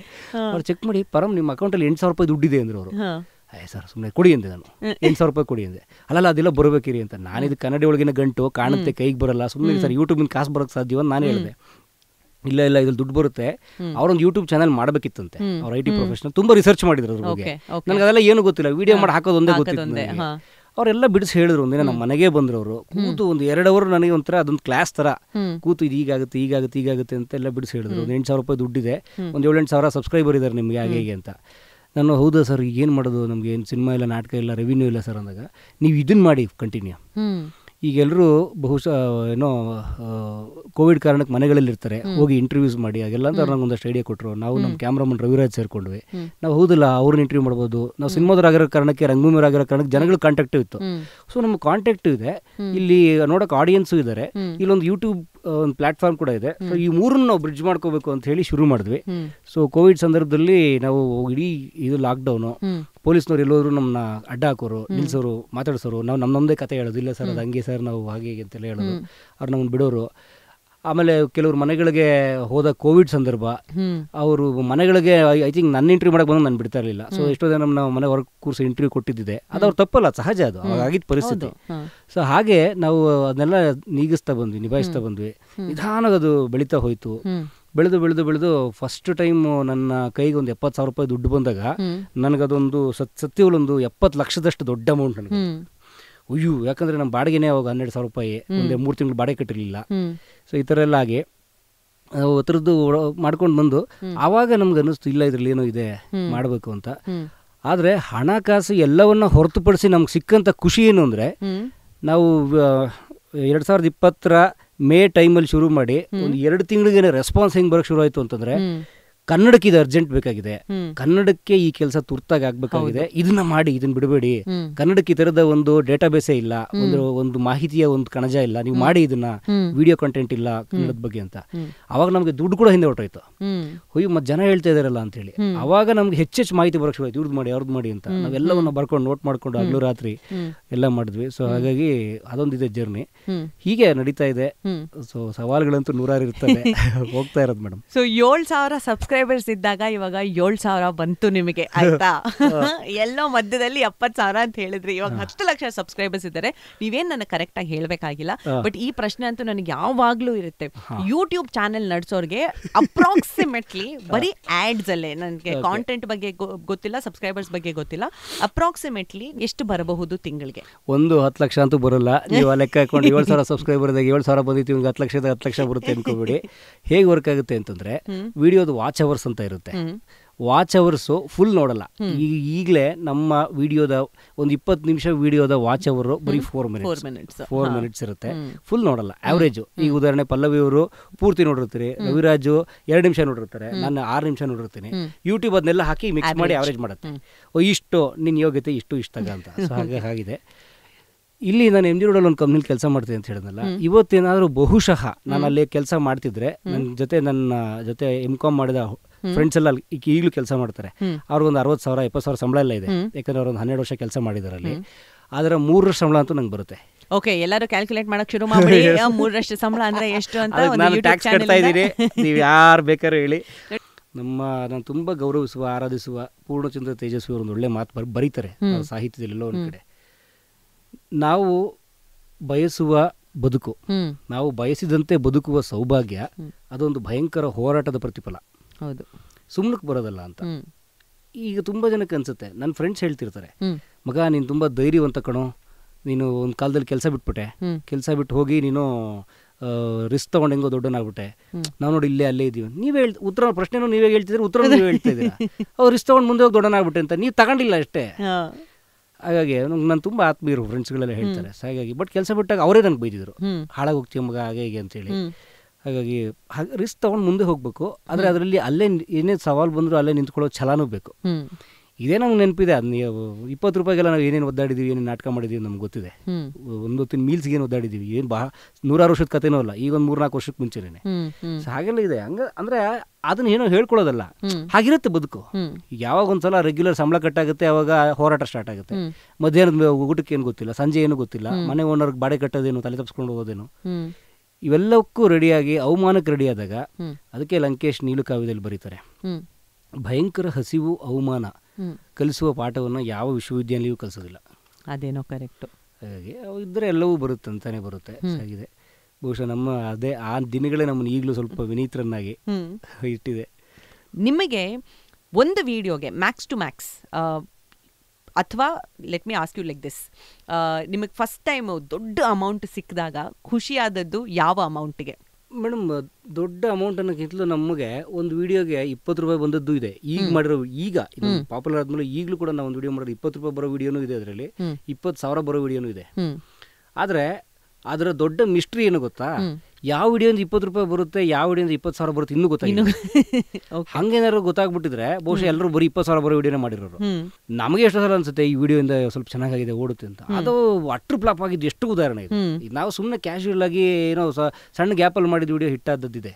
ಹಾಗಾಗಿ ಹಣ ಅನ್ನೋದು ಕ್ರೈಟೀರಿಯಾ ಅಲ್ಲ, ಹಣ ಬಂದೇ ಬರುತ್ತೆ ಮೇಡಮ್. ಇದುವರೆಗೂ ನಮ್ಮ ಜರ್ನಿಲಿ ನೀವು ನೋಡಿದ್ರೆ ಹಣ ಮಾಡಬೇಕು ಅಂತ ಹೋಗೋದದ್ದು ಯಾವುದು ನಮ್ಮ ಕೈಯೇ ಹಿಡ್ದಿಲ್ಲ. ಆದರೆ ನಾವು ಒಳ್ಳೇದೇನೋ ಮಾಡಬೇಕು ಅಂತ ಹೋದೆಲ್ಲೂ ಕೈ ಹಿಡಿದಿದೆ ನಮಗೆ. ಈಗ ನಾವು ದುಡ್ಡು ಮಾಡಲೇಬೇಕು ಅಂತ ಹೊರಟಾಗ ಏನಾಗುತ್ತೆ, ನಾವು ವರ್ಕ್ನ ಕ್ವಾಲಿಟಿ ಬಿಟ್ಬಿಡ್ತೀವಿ, ವರ್ಕ್ ಎಥಿಕ್ಸ್ ಬಿಟ್ಬಿಡ್ತೀವಿ. ಎಷ್ಟೋ ಸಲ ನಾವೇನು ಮಾಡ್ತೀವಿ, ಬರೀ ದುಡ್ಡನ್ನ ಕಾನ್ಸಂಟ್ರೇಟ್ ಮಾಡಿ ಮಾಡಿ ಮಾಡಿ ಆ ಪ್ರೋಸೆಸ್ಸೇ ಮರೆತುಬಿಡ್ತೀವಿ. ಒಂದು ಒಳ್ಳೆ ಪರ್ಸನ್ ಆಯ್ಕೆ, ಅವ್ರ ಜೊತೆಗೆ ಒಂದು ಒಳ್ಳೆ ಮಾತುಕತೆ, ಅದನ್ನ ಚೆನ್ನಾಗಿ ರೆಕಾರ್ಡ್ ಮಾಡುವಂಥದ್ದು, ಚೆನ್ನಾಗಿ ಎಡಿಟ್ ಮಾಡುವಂಥದ್ದು, ಅದನ್ನೊಂದು ಒಳ್ಳೆ ತಮ್ಮನೈಲು ಟೈಟ್ಲ್ ಹಾಕಿ ಅಪ್ಲೋಡ್ ಮಾಡುವಂಥದ್ದು, ರೈಟ್ ಟೈಮ್ಗೆ ಅಪ್ಲೋಡ್ ಮಾಡುವಂಥದ್ದು, ಇದು ಪ್ರಾಪರ್ ಪ್ರೋಸೆಸ್. ಅವೆಲ್ಲವೂ ಬಿಟ್ಟು ದುಡ್ಡೇ ಮಾಡಬೇಕು ಅಂತ ಹೊರಟಾಗ ಸಮಸ್ಯೆ ಆಗುತ್ತೆ. ಇವೆಲ್ಲವೂ ನಾವು ಮರ್ತು ಬಿಡ್ತೀವಿ. ಅವಾಗ ಆಬ್ವಿಯಸ್ಲಿ ದುಡ್ಡು ಬರಲ್ಲ, ಹೆಸರು ಬರಲ್ಲ. ವೇರಸ್ ನಾವು ನಿಜಕ್ಕೂ ಒಂದು ಒಳ್ಳೆ ಕಂಟೆಂಟ್ ಕೊಡಬೇಕು ಜನಕ್ಕೆ. ಅಂದರೆ ನಾವು ಜನರ ಪರವಾಗಿ ಯೋಚನೆ ಮಾಡಿದ್ರೆ ಜನ ನಮ್ಮನ್ನು ಕೈ ಹಿಡಿತಾರೆ. ನಾವು ನನ್ನ ಪರವಾಗಿ ಯೋಚನೆ ಮಾಡಿದ್ರೆ ಯಾರು ನನ್ನ ಆತ್ಮ ಕೂಡ ನನ್ನ ಕೈ ಹಿಡಿಯಲ್ಲ. ಅದೇ ಅದರ ಗುಟ್ಟು ಮೇಡಮ್. ಬಟ್ ಆ ಟೈಮಲ್ಲಿ ನೀವು ಹೇಳ್ದಂಗೆ ಕೋವಿಡ್ ಟೈಮಲ್ಲಿ ಎಷ್ಟು ಕಷ್ಟ ಆಯಿತು ಅಲ್ವಾ? ಯುನೋ ಕೈಯಲ್ಲಿ ಸಂಬಳ ಅನ್ನೋದಿರಲಿಲ್ಲ. ಆರ್ಟಿಸ್ಟ್ ಆಗಿ ಕೆಲಸ ಮಾಡೋರಿಗೆ ಎಷ್ಟು ಕಷ್ಟ ಆಯಿತು ಅಂತ ನಮ್ಗಳಿಗೆ ಗೊತ್ತು. ಯುನೋ ಇವೆಂಟ್ಸ್ ಸಿಗ್ತಾ ಇರಲಿಲ್ಲ, ಸ್ಟೇಜ್ ಮೇಲೆ ಹೋಗೋಕ್ಕೆ ಚಾನ್ಸ್ ಇರ್ತಾ ಇರಲಿಲ್ಲ. ಅದರಿಂದ ತಾನೇ ನಾವು ಏನಾದರೂ ಪರ್ಫಾರ್ಮ್ ಮಾಡಿದ್ರೆ ಮಾತ್ರನೇ ದುಡ್ಡು ಬರ್ತಾ ಇದ್ದಿದ್ದು ನಮಗೆ. ಇಲ್ಲ ಅಂದರೆ ಯಾರು ತಂದು ನಮ್ಮ ಕೈನಲ್ಲಿ ತಗೊಳಪ್ಪ ಊಟ ತಿಂಡಿ ಮಾಡು ಅಂತ 10 ರೂಪಾಯಿ ಕೊಡೋರು ಯಾರು ಇರಲಿಲ್ಲ. ಆ ಟೈಮಲ್ಲಿ ಅವರೇ ಹೇಳ್ತಾ ಇದ್ರು, ನಮಗೆ ಮಾಡ್ಕೊಳ್ಳೋಕ್ಕೆ ನಮ್ಮ ಹತ್ರ ಏನೂ ಇಲ್ಲ, ನಿಮಗೆ ಎಲ್ಲಿಂದ ಮಾಡಬೇಕು ಅಂತ. ಅಂಥ ಟೈಮಲ್ಲಿ ನೀವು ಶುರು ಮಾಡಿರೋ ಈ ಒಂದು ಮಗು ಅಂತಲೇ ಹೇಳ್ಬೋದು, ಯೂಟ್ಯೂಬ್ ಚಾನೆಲ್ ಅನ್ನೋದು ಒಂದು ಲೆವೆಲಿಂದ ಇನ್ನೊಂದು ಲೆವೆಲ್ಗೆ ತಗೊಂಡು ಹೋಗಲೇಬೇಕು ಅಂತ ಆ ಟೈಮಲ್ಲಿ ನಿಮಗೆ ಗೊತ್ತಾಗಿದ್ದು. ಸೊ ಆ ಟೈಮಲ್ಲಿ ನಿಮಗೂ ಗೊತ್ತಾಯಿತು ದುಡ್ಡು ಎಷ್ಟು ಇಂಪಾರ್ಟೆಂಟ್ ಆಗಿತ್ತು ದಿನಚರಿನ ಬೆಳೆಸೋಕ್ಕೆ ಅಂತ. Maybe you are not looking at ಇಲ್ಲ ನಾನು ಲಕ್ಷಗಟ್ಟಲೆ ಕೋಟಿಗಟ್ಟಲೆ ಸಂಪಾದನೆ ಮಾಡ್ತಿದ್ದೀನಿ ಅಂತ, ಬಟ್ ಅಟ್ಲೀಸ್ಟ್ ದಿನಚರಿಗಾದರೂ ಆಗಬೇಕು ಅಂತ ಕಾಂಟೆಂಟ್ ಕ್ರಿಯೇಷನ್ ಅನ್ನೋದನ್ನು ಶುರು ಮಾಡಿದ್ದು. ಆ್ಯಂಡ್ ಆಫ್ ಕೋರ್ಸ್ ನೀವು ಅಷ್ಟು ರಿಸರ್ಚ್ ಮಾಡಿಟ್ಟಿದ್ರಿ, ನಿಮಗೆ ಅಷ್ಟು ನಾಲೆಜ್ ಅನ್ನೋದಿತ್ತು, ಅದರಿಂದ ಇವೆರಡು ಹೆಲ್ಪ್ ಆಯಿತು ಅಂತ. ಬಟ್ ಇವಾಗ ಶುರು ಮಾಡೋರಿಗೆ ಎಷ್ಟೊಂದು ಜನ ಯೋಚನೆ ಮಾಡ್ತಾರೆ, ಇಲ್ಲ ನಾನು ದುಡ್ಡುಗೋಸ್ಕರನೇ ಕಾಂಟೆಂಟ್ ಕ್ರಿಯೇಷನ್ ಮಾಡ್ತೀನಿ ಅಂತ, ವರ್ಸಸ್ ಸ್ವಲ್ಪ ಜನ ಇದ್ದಾರೆ, ಹೌದು ನಾನು ಕಾಂಟೆಂಟ್ ಕ್ರಿಯೇಷನ್ ಮಾಡಿದ್ರೆ ನನಗೆ ದುಡ್ಡು ಸಿಗುತ್ತೆ ಅಂತ. ಇಂಥ ಒಂದು ಡಿಫ್ರೆನ್ಸು ನಿಮಗೆ ಈ ಕಾಂಟೆಂಟ್ ಅಲ್ಲಿ ಗೊತ್ತಾಗ್ತಾ ಇದೆಯಾ, ಅಥವಾ ಈ ನಡುವೆ ಸೋಷಿಯಲ್ ಮೀಡಿಯಾ ಇನ್ಫ್ಲೂಯೆನ್ಸರ್ಸ್ ಅಲ್ಲಿ ಗೊತ್ತಾಗ್ತಾ ಇದೆಯಾ? ಮೇಡಮ್, ಅದು ನಾನು ಗಮನಿಸಿದ್ರೆ ಇಲ್ವೋ ಒಂದು ಅದಾದಮೇಲೆ, ಬಟ್ ನಾನು ಭಾಳ ಮುಖ್ಯವಾಗಿ ಹೇಳೋದೇನು ಅಂತಂದರೆ, ಹೌದು ನಾವು ಏನೇ ಮಾಡಲಿ ಹಣ ಅಂತೂ ಬೇಕೇ ಬೇಕು. ಈಗ ನಾವು ಯೂಟ್ಯೂಬ್ ಕಂಟೆಂಟ್ ಕ್ರಿಯೇಟ್ ಮಾಡೋಣ ಅಥವಾ ಸೋಷಿಯಲ್ ಮೀಡಿಯಾದಲ್ಲಿ ಕೆಲಸ ಮಾಡೋಣ, ಯಾವುದೇ ಫೀಲ್ಡಲ್ಲಿ ಕೆಲಸ ಮಾಡೋಣ, ಹಣ ಬೇಕೇ ಬೇಕು. ಆದರೆ ಹಣ ಬೇಕು ಅಂತ ನಮ್ಗೆ ಗೊತ್ತು ಫಸ್ಟು, ಯಾಕಂದ್ರೆ ನಾವೆಲ್ಲರಿಗೂ ಬುದ್ಧಿ ಇದೆ, ರ್ಯಾಷನಲ್ ಮೈಂಡ್ ಇದೆ, ಅದು ಗೊತ್ತು. ಆದ್ರೆ ಅದನ್ನ ಮಾತ್ರ ಯೋಚನೆ ಮಾಡಬೇಡಿ, ಅದನ್ನ ಬಿಟ್ಬಿಡಿ, ಅದು ಬಂದೇ ಬರುತ್ತೆ. ಆದ್ರೆ ಸೋಷಿಯಲ್ ಮೀಡಿಯಾ ಇನ್ಫ್ಲೂಯೆನ್ಸರ್ಸ್ ಅಥವಾ ಯೂಟ್ಯೂಬರ್ಸ್ ಯಾರೇ ಆಗಲಿ, ನನ್ನ ಆಡಿಯನ್ಸ್ ಅಥವಾ ನನ್ನ ಸಬ್ಸ್ಕ್ರೈಬರ್ಸ್ ಅವ್ರಿಗೆ ನಾನು ಜಿನ್ಯೂನ್ ಕಂಟೆಂಟ್ ನಾನು ಕೊಡಲೇಬೇಕು ಅನ್ನುವ ಬದ್ಧತೆ ಬಂದಾಗ ಅದು ಹಣ ಕನ್ವರ್ಟ್ ಆಗುತ್ತೆ. ಅಂದ್ರೆ ಜನರ ಪ್ರೀತಿ ನಿಮ್ಗೆ ಹಣ ಕನ್ವರ್ಟ್ ಆಗೇ ಆಗುತ್ತೆ. ಇತ್ತೀಚೆಗೆ ನೀವು ಗಮನಿಸಿ, ನಾವು ಇಲ್ಲಿ ಅಂದ್ರೆ ಒಂದು ಮಾತು ಹೇಳಕ್ಕೆ ಇಷ್ಟಪಡೋದು ಕೇಸು, ಭಾಷೆ ಅಂದರೆ ಜನ ಇಷ್ಟಪಟ್ಟರೆ, ಕಂಟೆಂಟ್ ಜಿನ್ಯೂನ್ ಆಗಿದ್ರೆ, ಮತ್ತು ಒಬ್ಬ ಯೂಟ್ಯೂಬ್ ಕ್ರಿಯೇಟರ್ನ ಭಾವನೆ ಶುದ್ಧವಾಗಿದ್ರೆ ಏನು ಮಿರಾಕಲ್ ಆಗ್ಬೋದು ಅನ್ನೋಕೆ ಒಂದು ಉದಾಹರಣೆ ಹೇಳ್ತೀನಿ. ಕೊಪ್ಪಳ ಜಿಲ್ಲೆ, ಅದು ಏನೋ ಇವಾಗ ಅದೇನೋ ಹೈದರಾಬಾದ್ ಕರ್ನಾಟಕ ಅಂತ ಅದಕ್ಕೇನೋ ಸ್ಪೆಷಲ್ ಸ್ಥಾನಮಾನೆಲ್ಲ ಕೊಟ್ಟಿದ್ದಾರೆ. ಆ ಊರಿನ ಗಂಗಾವತಿ ಹತ್ರ ಕಾರಟಗಿ ಅಂತ ಒಂದು ಪುಟ್ಟ ಒಂದು ಹೋಬಳಿ ಸೆಂಟರ್ ಇರ್ಬೇಕು ಬಹುಶಃ ಅದು. ಅಲ್ಲಿ ಲಕ್ಷ್ಮಿ ಅಂತ ಹೇಳಿ ಒಬ್ಬರು ಲೇಡಿ ಇದ್ದಾರೆ. ಓಕೆ, ಆಕೆ ಲಕ್ಷ್ಮೀ ಪಾಕಶಾಲೆ ಅಂತ ಹೇಳಿ ಒಂದು ಯೂಟ್ಯೂಬ್ ಚಾನೆಲ್ ನಡೆಸ್ತಾರೆ. ಅವರು ಅಡುಗೆ ಮಾಡ್ತಾರೆ. ನೀವು ನನ್ನ ಕರೆಸಿ ಇಲ್ಲಿ ಇಂಟರ್ವ್ಯೂ ಮಾಡೋಕ್ಕಿಂತ ಆಕ್ಚುಲಿ ಅವರು ಬಹಳ ಸೂಕ್ತ, ಯಾಕಂದ್ರೆ ನಾನಾದ್ರೂ ಊರೆಲ್ಲ ಓಡಾಡ್ಕೊಂಡು ವಿಡಿಯೋ ಮಾಡ್ತೀನಿ. ಅವರು ತನ್ನ ಮನೆಯ 5 ಅಡಿಗೆ 6 ಅಡಿ ರೂಮಲ್ಲಿ ಒಂದು 2 ಅಡಿಗೆ 3 ಅಡಿ ಒಂದು ಟೇಬಲ್, ಒಂದು ಹಳೆ ಮೊಬೈಲ್ ಇಟ್ಕೊಂಡು ವಿಡಿಯೋ ಮಾಡಿ ಮೊನ್ನೆ ಫೆಬ್ರವರಿ 5ನೇ ತಾರೀಕು ಅದೇ ಕಾರಟಗಿ ಊರಲ್ಲಿ ಸುಮಾರು ಒಂದು 60 ಲಕ್ಷ ರೂಪಾಯಿ ಮನೆಯ ಗೃಹ ಪ್ರವೇಶ ಮಾಡಿದ್ದಾರೆ. ಅಂದ್ರೆ ಅವ್ರಿಗೆ ಇಂಗ್ಲಿಷ್ ಬರಲ್ಲ, ಅವ್ರು ಯಾವುದೇ MBBS ಡಿಗ್ರಿ ಇನ್ನೊಂದು PhD ಮಾಡಿಲ್ಲ. ಆಕೆ ನೋಡಲು ಬಹಳ ರೂಪವತಿ ಅಂತಂದ್ರೆ ಬೇರೆ ತಪ್ಪು ತಿಳ್ಕೋಬಹುದು. ಅಂದ್ರೆ ರೂಪ ಅನ್ನೋ ಡೆಫಿನೇಷನ್ ಬೇರೆ. ಅಂದ್ರೆ ಈ ಸೋಕಾಲ್ಡ್ ಜನರ ಮನಸ್ಸಿನಲ್ಲಿ ಆಕೆ ರೂಪವತಿ ಅಲ್ಲ, ಹಾಗೆಲ್ಲ ಇದ್ದಾರೆ. ಆಕೆಗೆ ನಾವು ಮಾತಾಡುವಂಥ ಈ ಥರ ಟೆಕ್ಸ್ಟ್ ಬುಕ್ ಕನ್ನಡವೂ ಬರಲ್ಲ. ಆಕೆ ಮಾತಾಡೋದು ಶುದ್ಧ, ಆಕೆಯ ದೇಸಿ ಭಾಷೆ, ಗಂಗಾವತಿ ಭಾಗದ ಒಂದು ದೇಸಿ ಭಾಷೆ ಮಾತಾಡ್ತಾರೆ. ಅಷ್ಟನ್ನ ಇಟ್ಕೊಂಡು ಆಕೆ ಮಾಡಿದ್ದೇನು, ಅವರಿಗೆ ಬರುವಂತಹ ಒಳ್ಳೆ ಅಡುಗೆಗಳನ್ನ ಜನರಿಗೆ ತನ್ನದೇ ಭಾಷೆಯಲ್ಲಿ ತನ್ನ ಮೊಬೈಲ್ ಇಟ್ಕೊಂಡು ಬಹಳ ಯಾವುದೇ ಒಂದು ಕರಪ್ಟೆಡ್ ಮೈಂಡ್ ಇಲ್ಲದೆ ಶುದ್ಧವಾಗಿ ಅದನ್ನ ಮಾಡಿ ಹಾಕಿದ್ರು. ಯಾವುದೋ ಒಂದು ವಿಡಿಯೋ ಹಾಕಿದಕ್ಕೆ ಬಂದಿಲ್ಲ ಅವರು. ತನ್ನ ಗಂಡನಿಗೆ ಆಕ್ಸಿಡೆಂಟ್ ಆಗಿ ಕೋಮಾ ಸ್ಟೇಜಲ್ಲಿ ಆಸ್ಪತ್ರೆಯಲ್ಲಿ ಅಡ್ಮಿಟ್ ಮಾಡಿ ಬಂದು ಕೂಡ ವಿಡಿಯೋ ಮಾಡಿದ್ದಾರೆ. ಅವತ್ತು ವಿಡಿಯೋ ಮಾಡಿದ್ದಾರೆ ಅವರು. ಆ ರೀತಿ 5 ವರ್ಷ ಶ್ರಮ ಪಟ್ಟಿದ್ದಕ್ಕೆ, 5 ವರ್ಷ ಇಂಟು 365 ಡೇಸ್ ಮಾಡಿ ಅದೆಷ್ಟೋ ಡೇಸ್ ಆಗುತ್ತೆ, ಸುಮಾರು 1,500 2,000 ದಿನಗಳು, 2,000 ದಿನ ಪ್ರತಿದಿನ ಒಂದೊಂದು ವಿಡಿಯೋ ಮಾಡಿ ಸುಮಾರು 2,000 ವಿಡಿಯೋ ಮಾಡಿದ್ದಕ್ಕೆ ಕನ್ನಡಿಗರ ಪ್ರೀತಿಗೆ ಅವ್ರಿಗೊಂದು 60 ಲಕ್ಷ ರೂಪಾಯಿ ಮನೆ ಸಿಕ್ಕಿದೆ. ಇದು ಅಂದ್ರೆ ಈ ಶುದ್ಧವಾದ ಭಾವನೆ ಇದೆಯಲ್ಲ, ನನ್ನ ಆಡಿಯನ್ಸ್ಗೋಸ್ಕರ ನಾನು ಕೆಲಸ ಮಾಡ್ತೀನಿ, ಅವ್ರ ಆಡಿಯನ್ಸ್ ನಮ್ಮವರಾಗ್ತಾರೆ. ಅದು ಬಹಳ ಮುಖ್ಯ ಅಂತ ನಾನು ಹೇಳಕ್ ಇಷ್ಟಪಡೋದು. ಸೊ ಹಾಗಾಗಿ ಯಾರೇ ಕಂಟೆಂಟ್ ಕ್ರಿಯೇಟರ್, ಇವಾಗ ತುಂಬಾ ಜನ ಕಂಟೆಂಟ್ ಕ್ರಿಯೇಟರ್ಸ್ ಬರ್ತಿದ್ದಾರೆ, ಚೆನ್ನಾಗಿ ಕೆಲವರಂತೂ ತುಂಬಾ ಚೆನ್ನಾಗಿ ಮಾಡ್ತಾರೆ. ಶುರು ಮಾಡಿ ನಾವು ಈಗ ಏನೊಂದು 9-10 ವರ್ಷ ಪ್ರಯತ್ನ ಪಟ್ಟವಲ್ಲ, ಅದು ಎಷ್ಟೋ ಜನ ಈಗ 6 ತಿಂಗಳಲ್ಲಿ ಮಾಡ್ತಿದ್ದಾರೆ. ತುಂಬಾ ಸಂತೋಷ, ಚೆನ್ನಾಗಿ ಮಾಡ್ತಿದ್ದಾರೆ, ತುಂಬಾ ಅದ್ಭುತವಾಗಿದೆ. ಕನ್ನಡದ ಹುಡುಗರುಗಳು ಫಾರಿನ್ಗೆಲ್ಲ ಹೋಗ್ತಾರೆ, ತುಂಬಾ ಒಳ್ಳೆ ವಿಡಿಯೋ ಮಾಡ್ತಾರೆ. ನಾನು ಅವ್ರ ದೊಡ್ಡ ಅಭಿಮಾನಿ. ನನ್ನೊಂದು ಪ್ಲಸ್ ಏನು ಅಂತಂದ್ರೆ, ನಾನು ಯಾರನ್ನೂ ನೋಡಿ ಕರ್ಬಲ್ಲ ಅಥವಾ ಏನೋ ಹೊಟ್ಟೆ ಉರಿ ಪಡಲ್ಲ. ಒಳ್ಳೆ ಕೆಲಸ ಮಾಡ್ತಿದ್ದಾರೆ, ಚೆನ್ನಾಗಿ ತುಂಬಾ ಒಳ್ಳೆ ಕೆಲಸ ಮಾಡ್ತಾರೆ ಅಂತ ಸಾಧ್ಯ ಆದಷ್ಟು ನಾನು ಅವ್ರಿಗೆ ಸಪೋರ್ಟ್, ನನ್ನ ಕೈಲಾದಷ್ಟು ಸಪೋರ್ಟ್ ಮಾಡೋಕೆ ಟ್ರೈ ಮಾಡ್ತೀನಿ. ಸೊ ಹಾಗೆ ತುಂಬಾ ಜನ ಒಳ್ಳೊಳ್ಳೆ ಕೆಲಸ ಮಾಡ್ತಿದ್ದಾರೆ, ಮಾಡ್ಲಿ. ಆದ್ರೆ ಅಟ್ ದ ಸೇಮ್ ಟೈಮ್ ಈ ಕ್ಯಾಟಗರಿನೂ ಇದೆ. ಬಂದು ಶುರು ಮಾಡಿ, ಸರ್ ಮಾಡಿದೆ, 1 ತಿಂಗಳು ಮಾಡಿದೆ ಸರ್, ಏನೂ ಆಗಲಿಲ್ಲ, ಬಿಟ್ಬಿಟ್ಟು ನಾನು ವಾಪಸ್ ಕೆಲ್ಸಕ್ಕೆ ಹೋಗ್ತಾ ಇದ್ದೀನಿ, ಆ ಕ್ಯಾಟಗರಿನೂ ಇದೆ. ನಾನು ಹೇಳ್ತೀನಿ ಹೋಗಿ, ಹಂಗಾರೆ ತುಂಬಾ ಒಳ್ಳೇದು, ಬೇಗ ಅರ್ಥ ಆಗಿ ವಾಪಸ್ ಹೋಗ್ಬಿಡಿ ಅಂತ. ಅಂದ್ರೆ ರಾತ್ರೋರಾತ್ರಿ ಬದಲಾಗುವಂಥದ್ದಲ್ಲ, ಸಮಯ ತಗೊಳುತ್ತೆ, ಎಷ್ಟೋ ಜನರು ಕಾಯಿಸುತ್ತೆ. ಈಗ ಲಕ್ಷ್ಮೀ ಪಾಕಶಾಲೆ ಅವರ ಇಂಟರ್ವ್ಯೂ ನಾವು ಮಾಡಿದ್ವಿ, ಅವ್ರು ನೋಡ್ಕೊಂಡು ತುಂಬಾ ಜನ ಅಡುಗೆ ಚಾನಲ್ ಮಾಡ್ತೀನಿ ಅಂತ ಶುರು ಮಾಡಿದ್ರು. ನಾನಂದೆ 5 ವರ್ಷ ಕಾಯಕ್ಕೆ ತಾಳ್ಮೆ ಇದೆಯಾ, ಶುರು ಮಾಡಿ. ಅವ್ರಿಗೆ ಅದ್ರಲ್ಲಿ ಹೇಳಿದ್ದಾರೆ, ಲಕ್ಷ್ಮೀ ಪಾಕ್ಷಾಲಿ ಅವ್ರು ಮನೆ ಕಟ್ಟಿದ್ದಾರೆ ಅನ್ನಲ್ಲ, ಎಂಡ್ ರಿಸಲ್ಟ್ ನೋಡ್ಬೇಡಿ, ಆ ಪ್ರೋಸೆಸ್ ನೋಡ್ಕೊಂಡು ಶುರು ಮಾಡಿ ಅಂತ. ಸೊ ಆ ಥರ ಒಳ್ಳೆ ಕೆಲಸ ಮಾಡಿದ್ರೆ ಮೇಡಮ್. ನಾನು ಈ ಕನ್ನಡದ ಬಗ್ಗೆ, ಕರ್ನಾಟಕದ ಬಗ್ಗೆ ಇರೋ ನನಗೆ ದೊಡ್ಡ ಗೌರವ, ಪ್ರೀತಿ, ಹೆಮ್ಮೆ ಏನು ಅಂತಂದ್ರೆ, ಬೇರೆ ರಾಜ್ಯಗಳ ಬಗ್ಗೆ, ದೇಶಗಳ ಬಗ್ಗೆ ನಂಗೆ ಗೊತ್ತಿಲ್ಲ, ಕನ್ನಡಿಗರ ದೊಡ್ಡತನ ಏನು ಅಂತಂದ್ರೆ, ಒಳ್ಳೆ ಕೆಲಸ ಮಾಡಿದ್ರೆ, ಒಳ್ಳೆ ವಿಷಯ ಅವರ ಬದುಕಿಗೆ ಉಪಯೋಗ ಆಗೋಂಥದ್ದು ಮಾಡಿದ್ರೆ ಯಾವತ್ತೂ ಕೈ ಬಿಟ್ಟಿಲ್ಲ ಅವರು. ಫ್ಯಾಂಟಾಸ್ಟಿಕ್. ಯಾವ ಇಂಟರ್ವ್ಯೂ ಅಥವಾ ಯಾರನ್ನ ಮೀಟ್ ಮಾಡಿದ್ದು ನಿಮಗೆ ಮೋಸ್ಟ್ ಮೆಮೊರಬಲ್ ಅಂತ ಅನಿಸ್ತು? ನಮ್ಗೆ ಮೊದಲ ಕೋವಿಡ್ ಟೈಮಲ್ಲಿ ಮಾಡಿದ ನಮ್ಮ ದೊರೆ ಭಗವಾನ್ ಸರ್ ಇಂಟರ್ವ್ಯೂ ನಂಗೆ ತುಂಬ ಇಷ್ಟ ನನಗೆ. ಯಾಕಂದರೆ ನಾನು ದೊರೆ ಭಗವಾನ್ ಅವ್ರ ದೊಡ್ಡ ಅಭಿಮಾನಿ. ಯಾಕಂದರೆ ರಾಜ್ಕುಮಾರ್ ಅವ್ರ ಜೊತೆಗೆ ತುಂಬ ಸಿನಿಮಾ ಮಾಡಿದ್ರು, ಸುಮಾರು ಒಂದು 50 ಸಿನಿಮಾ, ಎಲ್ಲವೂ ಹಿಟ್ಟು. ಅವ್ರು ಚಿಕ್ಕ ಹುಡುಗ ಇದ್ದಾಗ ಅನುಪಮ ಮೂವೀಸ್ ದೊರೆ ಭಗವಾನ್ ಅಂತ ಬಂದರೆ 2 ಕನಸು ಸಿನಿಮಾ ಎಲ್ಲ ಮಾಡಿದ್ರು. ಅವ್ರ ದೊಡ್ಡ ಅಭಿಮಾನಿ. ಅವ್ರನ್ನ ಭೇಟಿ ಆಗ್ತೀನಾ ಅಂತ ಅನ್ಕೊಂಡೆ, ಬಟ್ ಇಂಟರ್ವ್ಯೂ ಕೇಳಿದಾಗ ಕೊಟ್ಟರು, ಮನೆ ಮಕ್ಕಳ ಥರ ಅವ್ರು ಪ್ರೀತಿಸಿದ್ರು. ದೊರೆ ಭಗವಾನ್ ಸರ್, ಭಾರ್ಗವ ಸರ್, ನಮ್ಮ ಭಾರ್ಗವ ಸರ್ ಅವರೆಲ್ಲ ಕ್ಲಾಸಿಕ್ಸ್ ಅವರೆಲ್ಲ. ಅದು ಬಿಟ್ಟು ಇನ್ನೊಂದು ಎಕ್ಸ್ಟ್ರೀಮ್ ಹೇಳ್ತೀನಿ ಮೇಡಮ್, ಶೋಭಕ್ಕ ಅಂತ ಒಬ್ರು ಇದ್ದಾರೆ ಇಲ್ಲಿ ಬಸವೇಶ್ವರ ನಗರದಲ್ಲಿ. ಅವ್ರ ಹೆಸರು ರೊಟ್ಟಿ ಶೋಭಕ್ಕ ಅಂತ ಅವ್ರ ಹೆಸರು. ಹಾಕಿ ನಾವು ಒಂದ್ಸಲ ಸುಮ್ಮನೆ ಹೀಗೆ ಪಾಸ್ ಆಗ್ಬೇಕಾದ್ರೆ ಸಂಜೆ ಒಂದು 5 ಗಂಟೆ ಏನೋ ಆ ಒಂದು ಕಾಮಾಕ್ಷಿ ಪಾಳ್ಯ ಬಸವೇಶ್ವರ ನಗರ ಸಂದಿಲಿ ದಬ ದಬ ದಬ ದಬ ಸೌಂಡ್ ಬರ್ತಿತ್ತು. ನಾವು ಯಾರು ಏನೋ ನಿಲ್ಸಿದಾಗ ಅಲ್ಲಿ ಹೋಗಿ ನೋಡಿದಾಗ ಅದು ರೊಟ್ಟಿ ಬಡಿತಿದ್ರು. ಒಂದು 7-8 ಹೆಣ್ಮಕ್ಳು ಸೇರ್ಕೊಂಡು ರೊಟ್ಟಿ ಬಡಿತಿದ್ರು. ನಾವು ಅಲ್ಲಿ ಹೋಗಿ ಏನೋ ಕಥೆ ಇದೆ ಇಲ್ಲಿ ಅಂತ ನಮ್ಗೆ ಅನ್ಸುತ್ತೆ ನೋಡಿ. ಅದಕ್ಕೆ ಬದುಕು ಗೊತ್ತಿರಬೇಕು ಅಂತ 7-8 ಹೆಣ್ಮಕ್ಳು ಕೂತ್ಕೊಂಡು ರೊಟ್ಟಿ ಬಡಿತಿದ್ರು, ಇಲ್ಲಿ ಏನೋ ಕಥೆ ಇದೆ ಅಂತ ಹೇಳಿ ಅಲ್ಲಿ ಹೋದ್ವಿ. ಅದಕ್ಕೆ ಅಮ್ಮ ಯಾರು ಇಲ್ಲಿ ಮುಖ್ಯಸ್ಥರು ಅಂತಂದ್ರೆ, ಒಬ್ರು ಹಳೇದೊಂದು ನೈಟಿ ಹಾಕೊಂಡಿರುವ, ತುಂಬಾ ಸಣ್ಣಕ್ಕಿರುವ, ಆದ್ರೆ ನೋಡಕ್ಕೆ ನಮ್ಮ ಅಕ್ಕಂಗಿ, ಪಕ್ಕದ ಮನೆ ಅಕ್ಕಂಗಿರೇನೋ ಅಂತ ಕೈ ಮುಗಿಯುವಂತ ಒಬ್ರು ಹೆಣ್ಮಕ್ಳು ಬಂದ್ರು. ಸುಮಾರು ಒಂದು 50 ವರ್ಷ ಏಜ್ ಇರಬೇಕು. ಅವ್ರು ಬಂದು, ನಾನೇ ಅಣ್ಣ ಏನಣ್ಣ ಅಂದ್ರು. ಏನ್ ನಿಮ್ ಕತೆ ಹೇಳಿ ಒಂಚೂರು ಅಂತಂದ್ರೆ ಕ್ಯಾಮ್ರಾ ಇಟ್ಟು ಅವ್ರು ಹೇಳಿದ್ರು, ಬಾಗಲಕೋಟೆ ಕಡೆ ಊರ್ನವರು, ಅವರು ಮದುವೆ ಆಗ್ತಾರೆ, ಯಾವ್ದೋ ಕಾರಣಕ್ಕೆ ಮನೇಲಿ ಜಗಳ ಆಗ್ಬಿಡುತ್ತೆ. ಮದುವೆ ಆದ ಪ್ರಾರಂಭದಲ್ಲೇ ಗಂಡ ಹೆಂಡತಿನ ಇಬ್ರು ಆಚೆ ಹಾಕಿ ನಿರ್ಗತಿಕರಾಗಿ ಆಚೆ ಹಾಕ್ತಾರೆ. ಅವ್ರಿಬ್ರು ಬೆಂಗಳೂರಿಗೆ ಬರ್ತಾರೆ. ಬೆಂಗಳೂರಿಗೆ ಬಸ್ಸಲ್ಲಿ ಬಂದು ಬಸ್ಸಲ್ಲಿ ಇಳಿದು ಏನ್ ಮಾಡ್ಬೇಕು ಅಂತ ಗೊತ್ತಿಲ್ಲ ಅವ್ರಿಗೆ. ಹಾಗೆ ಸದ್ಯ ಅವ್ರ ಮಕ್ಳೇನಿರಲಿ, ಗಂಡ ಹೆಂಡತಿ ಇಬ್ರು ಇಳಿದು ಯೋಚನೆ ಮಾಡೋ ಟೈಮಲ್ಲಿ ಈಕೆ ಏನೋ ಸಣ್ಣ ಪುಟ್ಟ ಕೆಲಸಕ್ಕೆ ಗಾರ್ಮೆಂಟ್ಸ್ಗೇನೋ ಹೋಗ್ತಾ ಕೆಲಸ ಮಾಡ್ತಾ, ಆಮೇಲೆ ಅಲ್ಲೇನು ಆಗಲ್ಲ, ನಾವು ಬದುಕಕ್ಕೆ ಕಷ್ಟ ಅಂತ ಹೇಳಿ ಒಂದಿನ ಏನೋ ಇವ್ರ ಮನೇಲಿ ಮಾಡಿದ ರೊಟ್ಟಿ ಪಲ್ಯ ಯಾರಿಗೋ ಕೊಟ್ಟಾಗ ಒಂದು ಫ್ಯಾಕ್ಟ್ರಿ ಅವ್ರಿಗೆ ಅವ್ರು ಇಷ್ಟಪಟ್ಟು ಇದು ನಮ್ಗೆ 4 ಹೆಚ್ಚಿಗೆ ಮಾಡಿ ಅಂತೇಳಿ ಅವ್ರು 4 ಹೆಚ್ಚಿಗೆ ಮಾಡಿ 4 8 ನನ್ನ ಒಬ್ಬಳಿಗಾಗಲ್ಲ ಅಂತ ಇನ್ನೊಂದು 4 ಹೆಣ್ಮಕ್ಳನ್ನ ಕರ್ಕೊಂಡ್ಬಂದು ಎಲ್ಲರೂ ಸೇರಿ ಈಗ ಒಂದು 8 ಹೆಣ್ಮಕ್ಳು ಸೇರ್ಕೊಂಡು ಒಂದು ಪುಟ್ಟದೊಂದು ಶೀಟ್ ಮನೆ, ಅದು ಶೀಟ್ ನಿಮ್ಗೆ ಗೊತ್ತಿದೆ, ಸುಡುತ್ತೆ ಬಿಸಿಲಿಗೆ, ಅಲ್ಲಿ ಕೂತ್ಕೊಂಡು ಕೆಳಗಡೆನೂ ಬೈತಾ ಇರುತ್ತೆ, ಮೇಲೂ ಬೈತಾ ಇರುತ್ತೆ. ಅಲ್ಲಿ ಕೂತ್ಕೊಂಡು ಹೆಣ್ಮಕ್ಳು ತಾವು ಬೆಂದು ಈ ಬೆಂಗಳೂರಿನ ಅರ್ಧ ಭಾಗದಷ್ಟು ಉತ್ತರ ಕರ್ನಾಟಕದ ಹೋಟ್ಲುಗಳು ಯಾವಿದ್ದಾವಲ್ಲ, ಉತ್ತರ ಕರ್ನಾಟಕ ಹೋಟ್ಲು, ರೊಟ್ಟಿ ಹೋಟ್ಲುಗಳು, ಆ ಅಷ್ಟು ಹೋಟ್ಲುಗಳಿಗೆ ರೊಟ್ಟಿ ಬರೋದು ಅಲ್ಲಿಂದ. ಹೆಣ್ಣು ಮಗಳು ಆಕೆ ಕಥೆ ಕೇಳಿದಾಗ ನನಗೆ ನೋಡಿ ಗೂಸ್ ಬಂಪ್ಸ್ ಫಾರ್ ಈಗಲೂ ಹೇಳಿದಾಗ್ಲೂ ನನಗೆ.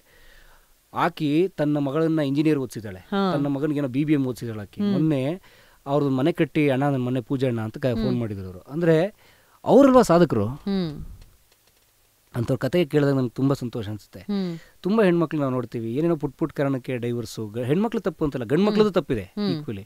ಅವರೇ ಡೈವರ್ಸ್ಗಳು ಅಥವಾ ಓದಿರ್ತಾರೆ, ಎಲ್ಲ ಮಾಡಿರ್ತಾರೆ. ಆದ್ರೆ ನಾನು ಹೇಳೋದು, ರೊಟ್ಟಿ ಶೋಭಾಗಿ ಏನೂ ಓದಿಲ್ಲ ಆಕಿ, ಆದರೆ ತನ್ನ ಬದುಕು ಕಟ್ಕೊಳ್ಳೋಕ್ಕೋಸ್ಕರ ಹೋರಾಟ ಮಾಡಿ ದುಡಿದು ಮಾಡಿ ಇವತ್ತಿಗೂ ಆಕಿ ತಾನು ಕೂತು ಕೆಲಸ ಮಾಡ್ತಾರೆ. ಮತ್ತೆ ಅಲ್ಲಿರೋ 7-8 ಹೆಣ್ಮಕ್ಳು ಕೂಡ ಒಂದ್ ರೀತಿ ಜೀವನದಲ್ಲಿ ನೊಂದವ್ರೆ ಏನೇನೋ ಕಾರಣಕ್ಕೆ. ಎಲ್ಲರೂ ಸೇರಿ ಇಡೀ ಅರ್ಧ ಬೆಂಗಳೂರಿಗೆ ಊಟ ಹಾಕ್ತಾರಲ್ಲ, ಅವ್ರು ಗ್ರೇಟ್ ಅಲ್ವಾ? ಅಬ್ಸಲ್ಯೂಟ್ಲಿ. ನನಗೆ ದೊರೆ ಭಾಗವನ್ ಹೆಂಗ್ ಈಕ್ವಲ್ ಇಂಪಾರ್ಟೆಂಟೋ ಅದಕ್ಕಿಂತ ಗ್ರೇಟ್ ನನಗೆ ರೊಟ್ಟಿ ಶೋಭಕ್ಕ, ಬದುಕೋದು ಕಲಿಸಿದ ರೊಟ್ಟಿ ಶೋಭಕ್ಕ. ಹಂಗಾಗಿ ಅಂಥವ್ರ ನೆನಪು ನಂಗೆ ತುಂಬಾ ಯಾವಾಗಲೂ ಆಗ್ತಿರುತ್ತೆ. ಹೀಗಾಗಿ ತುಂಬಾ ಇಂಥ ಸ್ಟೋರೀಸ್ನ ಕೇಳೋದಕ್ಕೆ ಎಷ್ಟು ಇನ್ಸ್ಪಿರೇಷನಲ್ ಅಂತ ಅರ್ಥ ಆಗುತ್ತೆ. ಅಫ್ಕೋರ್ಸ್ ಜನ ಅನ್ಕೊಳ್ತಾರೆ ಒಂದು ಕಡೆ ದುಡ್ಡೆಷ್ಟು ಇಂಪಾರ್ಟೆಂಟು, ಇನ್ನೊಂದು ಕಡೆ ನೀವು ಹೇಳ್ದಂಗೆ ವ್ಯಾಲ್ಯೂ ಆ್ಯಡು ಅಷ್ಟೇ ಇಂಪಾರ್ಟೆಂಟ್. ನೀವು ನಿಮ್ಮ ಕೈಲಿ ಏನು ಮಾಡೋಕ್ಕಾಗತ್ತೆ ಅದನ್ನು ನೀವು ಶ್ರಮಪಟ್ಟು ಮಾಡಿದ್ರೆ ನಿಮಗೇನು ಬೇಕೋ ಅದು ಬರುತ್ತೆ. ಬ್ರ್ಯಾಂಡ್ ಅನ್ನೋದು ಬರುತ್ತೆ, ಅದ್ರ ಜೊತೆಯಲ್ಲಿ ದುಡ್ಡು ಜೊತೆ ಅದ್ರ ಹಿಂದೆ ದುಡ್ಡು ಅನ್ನೋದು ಬರುತ್ತೆ. ನಾವು ಇವಾಗ ಒಳ್ಳೆ ಇಂಟರ್ವ್ಯೂಸ್ ಬಗ್ಗೆ ಮಾತಾಡಿದ್ವಿ. ಅಫ್ಕೋರ್ಸ್ ನಿಮ್ಮನ್ನ ಯಾರು ಬರಬೇಡಿ, ಇಂಟರ್ವ್ಯೂ ಮಾಡಬೇಡಿ ಅಂತ ಹೇಳಲ್ಲ ಅಂತ ನನಗನ್ಸುತ್ತೆ. ಆದರೂ ಕೇಳ್ತಾ ಇದ್ದೀನಿ, ಯಾರಾದರೂ ಒಬ್ಬರು ತುಂಬ ನೀವು ಮೊದಲಿಂದ ಇಲ್ಲ ಇವ್ರನ್ನ ಇಂಟರ್ವ್ಯೂ ಮಾಡಲೇಬೇಕು ಅಂತ ಯೋಚನೆ ಮಾಡಿಕೊಂಡು ಮುಂದೆ ಹೋಗಿ ಇನ್ನೂ ಸಿಗದೆ ಇರೋರು ಯಾರಾದ್ರೂ ಇದ್ದಾರೆ? ತುಂಬಾ ಜನ ಇದ್ದಾರೆ ಬಿಡು. ಮೋಸ್ಟ್ ವಾಂಟೆಡ್ ಲಿಸ್ಟ್ ಅಲ್ಲಿ ಯಾರಿದ್ದಾರೆ? ಟಾಪ್ ಲಿಸ್ಟ್ ಅಲ್ಲಿ ಹೇಳಿ. ಯಾರಿಗ್ ಗೊತ್ತು? ನಂದು ಶೋನ ಕೇಳಿಸ್ಕೊಂಡು ಅವರು ಓಕೆ ಬಪ್ಪ ಪರಂ ನೀನು ಬಂದು ಇವಾಗ ಇಂಟರ್ವ್ಯೂ ಮಾಡು ಅಂತ ಹೇಳ್ಬೋದು. ಸೊ ಹೇಳಿ. ಇಲ್ಲಿ ನಾನು ತುಂಬಾ ಜನ ಅನ್ಕೊಂಡಿದ್ದೀನಿ, ನಾವು ಹೇಳಿದ್ರೆ ಪಾಪ ಅವ್ರಿಗೇನೋ ಬೇಸರ ಏನೋ ಆಗ್ಬೋದು, ಬೇಡ ಅದು ಯಾಕೆ ಸುಮ್ಮನೆ ಅದು. ಆದರೆ ಕನ್ನಡದಲ್ಲಿರುವಂತಹ ಯಾವುದೇ ಕ್ಷೇತ್ರಗಳ ಭೇದ ಭಾವ ಇಲ್ಲದೆ ಎಲ್ಲರೂ ಕಲಾ ಮಾಧ್ಯಮದಲ್ಲಿ ಇರಬೇಕು ಅನ್ನೋದು ನನ್ನ ಏಕೈಕ ಗುರಿ ಮೇಡಮ್. ಬೇರೆ ಇನ್ನೇನು ಇಲ್ಲ. ಕಲಾ ಮಾಧ್ಯಮದ ಏನಪ್ಪ ಒಟ್ಟು ಅಜೆಂಡಾ ಅಂದ್ರೆ ಇಡೀ ಕನ್ನಡದ ಸಂಸ್ಕೃತಿ, ಕಲೆ, ಸಾಹಿತ್ಯ, ಬದುಕು, ಜೀವನ ಕ್ರಮ, ಇಲ್ಲಿನ ಆಚರಣೆಗಳು, ಇಲ್ಲಿನ ಜನಪದ, ಇಲ್ಲಿನ ಸಂಪ್ರದಾಯ, ಇಲ್ಲಿನ ಎಲ್ಲ ಸಾಧಕರು, ಎಲ್ಲ ಕ್ಷೇತ್ರದವರು, ಯಾವುದೇ ವಯೋಮಿತಿಯ ಒಂದು ಭೇದ ಭಾವ ಇಲ್ಲದೆ ಎಲ್ಲವೂ ಕಲಾ ಮಾಧ್ಯಮದಲ್ಲಿ ಸಿಗಬೇಕು ಒಂದು ಕಾಲಕ್ಕೆ. ಹೇಗೆ ನಾವೇನೇ ಬೇಕು ಅಂತಂದ್ರು ಗೂಗಲ್ಗೆ ಹೋಗಿ ಸರ್ಚ್ ಮಾಡಿ ಅದ್ರದ್ದೇನೋ ಬರುತ್ತಲ್ಲ, ವಿಡಿಯೋಗೆ ಸಂಬಂಧಪಟ್ಟ ಹಾಗೆ, ಬೇರೆ ರಾಜ್ಯಕ್ಕೆ ಹೋಗಿ ಮಾಡೋಷ್ಟು ನಂಗೆ ತಾಕತ್ ಇದೆಯೋ ಇಲ್ಲೋ ನಂಗೆ ಗೊತ್ತಿಲ್ಲ, ಕನ್ನಡಕ್ಕೆ ಸಂಬಂಧಪಟ್ಟ ಹಾಗೆ, ಕರ್ನಾಟಕಕ್ಕೆ ಸಂಬಂಧಪಟ್ಟ ಹಾಗೆ ಎಲ್ಲವೂ ಅದ್ರಲ್ಲಿ ಸಿಗಬೇಕು ಅವ್ರಿಗೆ. ಉದಾಹರಣೆಗೆ ಕನ್ನಡದ ವಿಡಿಯೋ ವಿಕಿಪೀಡಿಯಾ ಥರ. ಅದು ಸಂತೋಷ ನನಗೆ. ಈಗ ನೋಡಿ, ನಾವೇ ಸಂದರ್ಶನ ಮಾಡಿದ ಅನೇಕರು ಈಗಿಲ್ಲ ತೀರ್ಕೊಂಡಿದ್ದಾರೆ. ಇತ್ತೀಚೆಗೆ ನಮ್ಮ ನಟ ಲಕ್ಷ್ಮಣ್ ತೀರ್ಕೊಂಡ್ರು, ಮಂದೀಪ್ ರೈ ತೀರ್ಕೊಂಡ್ರು, ತುಂಬಾ ಅನೇಕರು, ನಮ್ಮ KCN ಚಂದ್ರಶೇಖರ್ ಹುಲಿ ಹಾಲಿನ ಮೇವು ಥರ ದೊಡ್ಡ ದೊಡ್ಡ ಸಿನಿಮಾ ಮಾಡಿದವರು ಎಲ್ಲರೂ ತೀರ್ಕೊಂಡ್ರು. ಆದರೆ ಭೌತಿಕವಾಗಿ ತೀರ್ಕೊಂಡಿದ್ದಾರೆ. ಅವರೆಲ್ಲರೂ ಬದುಕು ಕಲಾ ಮಾಧ್ಯಮ ಸ್ಟೋರ್ ಆಗಿದೆ. ಸೊ ಅದು ಸಿಗುತ್ತೆ, ಆಕ್ಸೆಸ್ ಇದೆ, ನೋಡ್ತಾರೆ, ಅವ್ರ ಬದುಕು ಅರ್ಥ ಮಾಡ್ಕೋತಾರೆ, ಆ ಬದುಕಿನ ಕಲಿತಾರೆ. ಹಾಗೆ ಎಲ್ಲರೂ ಸಿಕ್ಕಾಗ ಉಪಯೋಗ ಆಗುತ್ತೆ ಅನ್ನೋದು ನನ್ನ ಉದ್ದೇಶ ಮೇಡಮ್. ತುಂಬಾ ಜನ ನಿಮ್ಮನ್ನ ಇನ್ಸ್ಪಿರೇಷನ್ ಅಂತ ಅನ್ಕೊಳ್ತಾರೆ. ಏನಾದ್ರೂ ಒಂದು ಏನೋ ಚಾನೆಲ್ ಅನ್ನೋದನ್ನ ಶುರು ಮಾಡಬೇಕು ಅಂದ್ರೆ ನೀವು ಯಾರನ್ನ ನಿಮ್ಮ ಇನ್ಸ್ಪಿರೇಷನ್ ಅಂತ ಅನ್ಕೊಳ್ತೀರಾ? ಕಾಂಟೆಂಟ್ ಕ್ರಿಯೇಷನ್ ಅಲ್ಲಿ ಆಗಿರಬಹುದು, ಅಥವಾ ಭಾಷೆನಲ್ಲಾಗಿರಬಹುದು, ಅಥವಾ ಸಾಹಿತ್ಯನಲ್ಲಾಗಿರ್ಬೋದು. ಆಫ್ಕೋರ್ಸ್ ನಮಗೆ ಗೊತ್ತು ಪೂರ್ಣಚಂದ್ರ ತೇಜಸ್ವಿ ಅವ್ರ ಕಂಡ್ರೆ ನಿಮಗೆ ತುಂಬ ಇಷ್ಟ, ಅವ್ರ ಸಾಹಿತ್ಯ ತುಂಬ ಓದ್ತೀರಾ ಅಂತ. ಬಟ್ ಈ ಕಾಂಟೆಂಟ್ ಕ್ರಿಯೇಷನ್ ಫೀಲ್ಡಲ್ಲಿ ನೀವು ಯಾರನ್ನ ಇನ್ಸ್ಪಿರೇಷನ್ ಅಂತ ಯೋಚನೆ ಮಾಡ್ತೀರಾ? ಮೇಡಮ್, ನಂಗೆ ಶಂಕರ್ನಾಗ್ ದೊಡ್ಡ ಇನ್ಸ್ಪಿರೇಷನ್ ವರ್ಕಲ್ಲಿ. ಅಂದರೆ ಅವರು ಹಗಲು ರಾತ್ರಿ ಕೆಲಸ ಮಾಡ್ತಿರೋದು ಕೇಳಿದ್ವಿ ನಾವು, ನೋಡಿ ನಮಗೆ ಆ ಸೌಭಾಗ್ಯ ಇರಲಿಲ್ಲ. ಹಗಲು ರಾತ್ರಿ ದುಡಿಯೋರು ಅವರು. ಶಂಕರ್ನಾಗ್ ವರ್ಕಲ್ಲಿ ಇನ್ಸ್ಪಿರೇಷನ್. ಯೂಟ್ಯೂಬ್ಗೆ ಅಂತ ಬಂದರೆ ನಂಗೆ ತುಂಬ ಜನ ಇನ್ಸ್ಪಿರೇಷನ್ ಇದೆ. ನಮ್ಮ ರೇಖಾ ಅಡುಗೆಯವ್ರು ಆಗ್ಬೋದು. ರೇಖಾ ಅಡುಗೆಯವರು ನೋಡಿ, ಅವ್ರು ಎಷ್ಟು ಚೆನ್ನಾಗಿ ಕೆಲಸ ಮಾಡ್ತಾರೆ. ನಾನೇ ಎಷ್ಟೊಂದು ನೀವೇ ನೋಡಿ ಅಡುಗೆ ಮಾಡಿರ್ತೀರ. ಎಕ್ಸಾಕ್ಟ್ಲಿ ಅವ್ರು ಹೆಂಗೆ ಮಾಡ್ಕೊಂಡಿರ್ತಾರೋ. ಓಕೆ ಮೇಡಮ್, ಒಂದು ನಿಮಿಷ ಪಾಸ್ ಮಾಡು, ಪಾಸ್ ಮಾಡು. ನಾನು ತುಂಬಾ ರೆಸಿಪೀಸ್ ಟ್ರೈ ಮಾಡಿದ್ದೀನಿ ರೇಖಾ ಅಡುಗೆ ಅವ್ರದ್ದು. ಇಷ್ಟು ಚೆನ್ನಾಗಿ ಮಾಡ್ತಾರೆ, ತುಂಬ ಈಸಿಯಾಗಿ. ಎಸ್ಪೆಷಲಿ ನನ್ನಂಥವಳಿಗೆ ಮೊದಲು ಟೈಮ್ ಅನ್ನೋದು ಸಿಗಲ್ಲ. ಈ ಎಕ್ಸ್ಪೆರಿಮೆಂಟೇಷನ್ಗೆ ಟೈಮ್ ಸಿಕ್ಕಿದಾಗ ಈಸಿಯಾಗಿ ಮಾಡೋದನ್ನ ಅವ್ರು ನೀಟಾಗಿ ಹೇಳ್ಕೊಡ್ತಾರಪ್ಪ. ಕರೆಕ್ಟಾಗಿ ಹೇಳ್ತಾರೆ, ನೋಡಮ್ಮ ಹಿಂಗಿರ್ಬೇಕು, ಈ ಕಲರ್ ಅಲ್ಲಿ ಬರಬೇಕು, ಹಂಗೆ ನೀಟಾಗಿ ಮಾಡು ಅಂತ. ಅದೇ ಕಲರ್ ಹಂಗೆ ಇಟ್ಬಿಟ್ಟು ಅಡುಗೆ ಮಾಡೋದು. ನೋಡಿದ್ರಾ, ನೀವು ಇಲ್ಲಿ ಕೂತು ರೇಖಾ ಬಗ್ಗೆ ಮಾತಾಡ್ತಿದ್ದೀರಿ ನೋಡಿ, ನಾನು ಹೇಳಿದ ತಕ್ಷಣ ನೀವು ಕನೆಕ್ಟ್ ಆಗೋದು. ಆದರೆ ನೀವು ನಂಬಲ್ಲ, ಕನ್ನಡದಲ್ಲಿ 30,000 ಅಡುಗೆ ಚಾನಲ್ ಇದೆ. 30,000 ಅಡುಗೆ ಚಾನಲ್ ಇದೆ. ಯಾಕೆ ನೀವು ರೇಖಾ ಬಗ್ಗೆ ಮಾತಾಡ್ತೀರಿ? ನಾನು ಯಾಕೆ ಲಕ್ಷ್ಮೀ ಪಾಕಶಾಲೆ ಬಗ್ಗೆ ಮಾತಾಡ್ತೀನಿ? ಯಾಕೆ ನಾನು ಭಾಗ್ಯ TV ಗಿರೀಶ್ ಅವ್ರ ಬಗ್ಗೆ ಮಾತಾಡ್ತೀನಿ? ಯಾಕೆ ನಮ್ಮ ಟೆಕ್ಕಿನ ಕನ್ನಡ ಸಂದೀಪ್, ನಮ್ಮ ಸಂದೀಪ್ ನೋಡಿ IT ಪ್ರೊಫೆಷನಲ್, ಅವ್ರೇನೋ ಓದಿದ್ದಾರೆ ಅಲ್ವಾ? ಆದ್ರೆ ಅವರು ಇದಣ್ಣ ಈ ಮೈಕು ಇಡೀ ಬಿಚ್ಬಿಟ್ಟು ಹೇಳ್ಬಿಡ್ತಾರೆ. ಇದ್ರಲ್ಲಿ ಏನಿದೆ ಏನಿಲ್ಲ, ಯಾಕೆ ಹಿಂಗಿದೆ, ಇದ್ರ ತಗೋಬೇಕಾ ತಗೋಬಾರ್ದ ಎಲ್ಲವನ್ನೂ ಹೇಳ್ಬಿಡ್ತಾರೆ. ನಂಗೆ ಇದು ABCD ಅರ್ಥ ಆಗಲ್ಲ. ಆದ್ರೆ ಅವ್ರಲ್ಲಿರೋ ಜ್ಞಾನ ಇದೆಯಲ್ಲ, ಅದು ಜನಕ್ಕೆ ಗೊತ್ತಾಗಬೇಕು ಅಂತ ಅವ್ರನ್ನ ಇಂಟರ್ವ್ಯೂ ಮಾಡ್ತೀನಿ ಅಷ್ಟೇ. ಹಾಗೆ ತುಂಬ ಜನ ಆ ಥರದ್ದು ಬಹಳ ಅದ್ಭುತವಾದ ಕೆಲಸ ಮಾಡ್ತಿರೋರು ಇದ್ದಾರೆ. ರೇಖಾ, ನಮ್ಮ ಲಕ್ಷ್ಮೀ ಪಾಕಶಾಲೆ, ಭಾಗ್ಯ TV, ಆಮೇಲೆ ನಮ್ಮ ಟೆಕ್ಕಿನ ಕನ್ನಡ ಸಂದೀಪ್ ಅವರು, ಇವರೆಲ್ಲರೂ ಒಳ್ಳೆ ಕೆಲಸ ಮಾಡ್ತಾರೆ ಬೇರೆ ಬೇರೆ ಕ್ಷೇತ್ರಗಳಲ್ಲಿ. ಅವರೆಲ್ಲರೂ ನನಗೆ ಆದರ್ಶ. ಯಾಕಂದ್ರೆ ಯಾರು ಹಣಕ್ಕೋಸ್ಕರ ಮಾಡ್ತಿಲ್ಲ, ಹಣ ಬರುತ್ತೆ ಅಂತ ಗೊತ್ತಿದೆ, ಆದ್ರೆ ಅದನ್ನ ಬಿಟ್ಟರೆ ಅವರು ಜನಕ್ಕೆ ಮಾಡಂತಿದ್ರೆ ಅದು ಹಣದ ರೂಪದಲ್ಲಿ ಅವ್ರು ವಾಪಸ್ ಬರ್ತಿದೆ. ಮತ್ತೆ ಬಂದ್ರೆ ತಪ್ಪೇನು? ನಾವೇನು ಕೊಲೆ ಮಾಡ್ತಿದ್ವ, ದರೋಡೆ ಮಾಡ್ತಿದೀವ, ಏನ್ ಬೇರೆ ಏನೋ ಭ್ರಷ್ಟಾಚಾರ ಮಾಡ್ತಿದೀವ? ಸಂಪಾದನೆ ಮಾಡ್ತಿರೋದು ಅದರಲ್ಲಿ ಏನು? ಹೇಗೆ ಜನ ಕೂತ್ಕೊಂಡು ಕೋಡ್ ಡಿಕೋಡ್ ಮಾಡ್ತಾ ಇರ್ತಾರೋ ಅದೇ ತರ ನೀವು ಕೂತ್ಕೊಂಡು ಕಾಂಟೆಂಟ್ ಇಂದ ದುಡ್ಡು ಸಂಪಾದನೆ ಮಾಡ್ತಾ ಇದಾರೆ. ಅದರಲ್ಲಿ ಏನೋ ತಪ್ಪೇನು?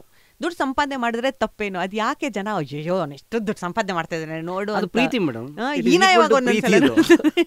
ಅದು ಜನರ ಪ್ರೀತಿಗೆ ಸಮ. ಅದು ಅಂದ್ರೆ ಅವರು ಪ್ರೀತಿಯಿಂದ ತುಂಬಾ ಜನ ಅಂತಾರೆ. ನಮ್ಮ ಎಷ್ಟೋ ಸಲ ನಮ್ಮ ಯೂಟ್ಯೂಬ್ ವಿಡಿಯೋಸ್ಗಳು ಕೆಲವು ಬಂದಾಗ ಜನರ ಆಡಿಯನ್ಸ್ ಅಲ್ಲೇ ಜಗಳ, ಅವರವರೇ ಕಮೆಂಟ್ ಹಾಕೊಂಡು ಜಗಳ ಆಡ್ತಿರ್ತಾರೆ. ಹಂಗೆ ಪರಮ್ ನೀನ್ ಹಿಂಗೆ, ಪರಮ್ ಹಂಗ್ ಬೇಡ ಅವ್ನ ಹಂಗೆ ಅಂತ ಅವ್ರವ್ರೆ. ನನಗೆ ಇಬ್ರು ಈಕ್ವಲ್. ಹಂಗಾಗಿ ಎಲ್ಲ ತರದವ್ರು ಇರ್ತಾರೆ. ತುಂಬಾ ಒಳ್ಳೆ ಕೆಲಸ ಮಾಡೋ ಯೂಟ್ಯೂಬರ್ಗಳಿಗೆ ಇಲ್ಲಿ ಕನ್ನಡದಲ್ಲಿ ತುಂಬಾ ಒಳ್ಳೆ ಅವಕಾಶ ಇದೆ. ಅಂಡ್ ಈಗಲೂ ಹೇಳ್ತೀನಿ ಮೇಡಮ್, ನಾನು ಕನ್ನಡದಲ್ಲಿ ಯೂಟ್ಯೂಬ್ ಅಂತನ್ನೋದು ಎಕ್ಸ್ಪ್ಲೋರ್ ಮಾಡೋದು ಬರೀ 5%. 95% ಟಚ್ ಮಾಡದ ಕ್ಷೇತ್ರಗಳಿದ್ದಾವೆ. ಅದಕ್ಕೆ ತುಂಬಾ ಜನ ಯೂಟ್ಯೂಬರ್ಗಳ ಅವಶ್ಯಕತೆ ಇದೆ. ಎಲ್ಲ ಬರಬೇಕು, ಕೆಲಸ ಮಾಡಬೇಕು. ಆಮೇಲೆ ನೀವು ಹೇಳಿದ ಒಂದು ಬಹಳ ಒಳ್ಳೆ ಮಾತು, 9 to 5 ಜಾಬ್ ಅಲ್ಲ ಇದು. ಇದು ಒಂದ್ ರೀತಿ ಸ್ವಲ್ಪ ಮೈ ಚಳಿ ಬಿಟ್ಟು ಕೆಲಸ ಮಾಡಬೇಕು, ಹಗಲು ರಾತ್ರಿ ಮಾಡಬೇಕು, ಸೇಫ್ಟಿ ಝೋನಿಂದ ಹೊರಗೆ ಬರಬೇಕು. ನೋವಿರ್ತವೆ, ಅವಮಾನ ಇರ್ತವೆ, ಎಷ್ಟೋ ಸಲ ಫಿಸಿಕಲಿ ಅಸಾಲ್ಟ್ ಆಗುತ್ತೆ, ಅದನ್ನ ತಡ್ಕೋಬೇಕು, ಮುಂದೆ ಹೋಗ್ಬೇಕು. ಇವೆಲ್ಲ ಆದಾಗ ಇಲ್ಲೇನೋ ಸಾಧಿಸಕ್ಕೆ ಸಾಧ್ಯ ಇದೆ. ಸೊ ಅದು ಬಹಳ ಎಲ್ಲರೂ ಟ್ರೈ ಮಾಡಲಿ ಅಂತ ನಾನು ಕೇಳ್ತೀನಿ. ನೀವೇ ಹೇಳಿದ್ರಿ, ಇವತ್ತು ಡಿಜಿಟಲ್ ಕಾಲ. ಇವತ್ತು ಮೊಬೈಲ್ಗಳಿಂದ ಎಂತಿಂತ ದೊಡ್ಡ ದೊಡ್ಡ ವಿಡಿಯೋಗಳು ಮಾಡಕ್ ಸಾಧ್ಯ ಇದೆ. ನಮ್ಮ ಹತ್ರ ಅಂತೂ ನಾವು ಮೊಬೈಲ್ ಇದುವರೆಗೂ ಟ್ರೈ ಮಾಡಿಲ್ಲ. ನಮ್ಮ ಹತ್ರ ಕ್ಯಾಮ್ರಾ ಇದೆ, ಒಳ್ಳೆ ಟೀಮ್ ಇದೆ. ನಮ್ಮ ಕ್ಯಾಮ್ರಾ ರವಿರಾಜ್ ಇದ್ದಾರೆ, ನಮ್ಮ ಎಡಿಟರ್ ವಿದ್ಯಾ ಇದ್ದಾರೆ, ನನ್ನ ಪತ್ನಿ ಸವಿತಾ ಪೂರ್ತಿ ಇಡೀ ಹ್ಯಾಂಡ್ಲ್ ಮಾಡ್ತಾರೆ. ಸೊ ಈಗೆಲ್ಲ ಇರೋದ್ರಿಂದ ಮೊಬೈಲ್ ಇಟ್ಕೊಂಡು ಒಳ್ಳೆ ಕೆಲಸ ಮಾಡಕ್ ಸಾಧ್ಯ ಇದೆ. ಆದ್ರೆ ನಮ್ಮ ಹತ್ರ ಯಾವುದೋ ಇಲ್ಲ ಅನ್ನುವ ಕೊರತೆ ಜೊತೆ ಮಾತಾಡ್ತಾ ಇರೋ ಬದಲು ಇರೋದನ್ನು ಬಳಸ್ಕೊಂಡು ಏನ್ ಮಾಡ್ಬೋದು ಫಸ್ಟ್ ಯೋಚನೆ ಮಾಡ್ಬೇಕು. ಇರೋದನ್ನ ಬಳಸ್ಕೊಂಡು ಏನು ಮಾಡಬೇಕು ಅಂತ, ಅವಾಗ ಆಗುತ್ತೆ. ಯೂಟ್ಯೂಬಿನ ಸಣ್ಣಗೆ ರೆವಿನ್ಯೂ ಶುರು ಆದ್ಮೇಲೆ ಬೇಕಾದ್ರೆ ಎಕ್ವಿಪ್ಮೆಂಟ್ಸ್ ಮೇಲೆ ಇನ್ವೆಸ್ಟ್ ಮಾಡ್ಬೋದು, ಎಲ್ಲ ಆಗುತ್ತೆ. ಹಾಗಾಗಿ ತುಂಬ ಜನ ಯೂಟ್ಯೂಬ್ ಬರಲಿ ಅನ್ನೋದು ನನ್ನ ಆಹ್ವಾನ. Yes, absolutely. ಈಗ ನನ್ನ ಕೊನೆಯ ಪ್ರಶ್ನೆನೇ ಅದು, ಯಾರಾದರೂ ಇವಾಗ ಒಂದು ಯೂಟ್ಯೂಬ್ ಚಾನೆಲ್ನ ಶುರು ಮಾಡಬೇಕಾಗಿದ್ರೆ ಅವ್ರಿಗೆ ನೀವೇನು ಟಿಪ್ ಅನ್ನೋದನ್ನು ಕೊಡ್ತೀರಾ? ಎಲ್ಲಿಂದ ಶುರು ಮಾಡಬೇಕು, ಎಷ್ಟು ಎಕ್ಸ್ಪೆಕ್ಟೇಷನ್ಸ್ ಅನ್ನೋದನ್ನು ಇಟ್ಕೊಳ್ಬೇಕು, ಎಷ್ಟು ಮಟ್ಟವರೆಗೂ ಅವ್ರು ಹೋಗಬಹುದು, ಆ್ಯಂಡ್ ಫೈನಲ್ ಆಗಿ ಹೇಗೆ ಶುರು ಮಾಡ್ಬೋದು ಈ ಚಾನೆಲ್ನ? ಮೊದಲು ಅವ್ರು ಮಾಡಬೇಕಾಗಿರೋದು ಎಕ್ಸ್ಪೆಕ್ಟೇಷನ್ ಇಟ್ಕೊಳ್ಳೋದು ಬಿಟ್ಬಿಡ್ಬೇಕು. ಯಾಕಂದರೆ ಈಗ ಸ್ವಲ್ಪ ಕಾಂಪಿಟೇಷನ್ ಜಾಸ್ತಿ ಆಗೋಯ್ತು. ನಾವು ಬಂದಾಗ ಸ್ವಲ್ಪ ಕಮ್ಮಿ ಇತ್ತು. ಈಗ ಯಾವಾಗ 2014 ಏನೂ ಇರಲಿಲ್ಲ. 20 ನಾವು ಸ್ವಲ್ಪ ಅಗ್ರೆಸಿವ್ ಆಗಿ ಶುರು ಮಾಡಿದಾಗ ಸ್ವಲ್ಪ ಕಮ್ಮಿ ಇತ್ತು. ಈಗಂತೂ ನಮ್ಮ ಥರದ ಇಂಟರ್ವ್ಯೂ ಅಥವಾ ಡಾಕ್ಯುಮೆಂಟೇಷನ್ ಚಾನಲ್ಸ್ಗಳು ಅಂತ ಹೆಸರಿಟ್ಕೊಂಡು ಒಂದು 25 ಇದೆ.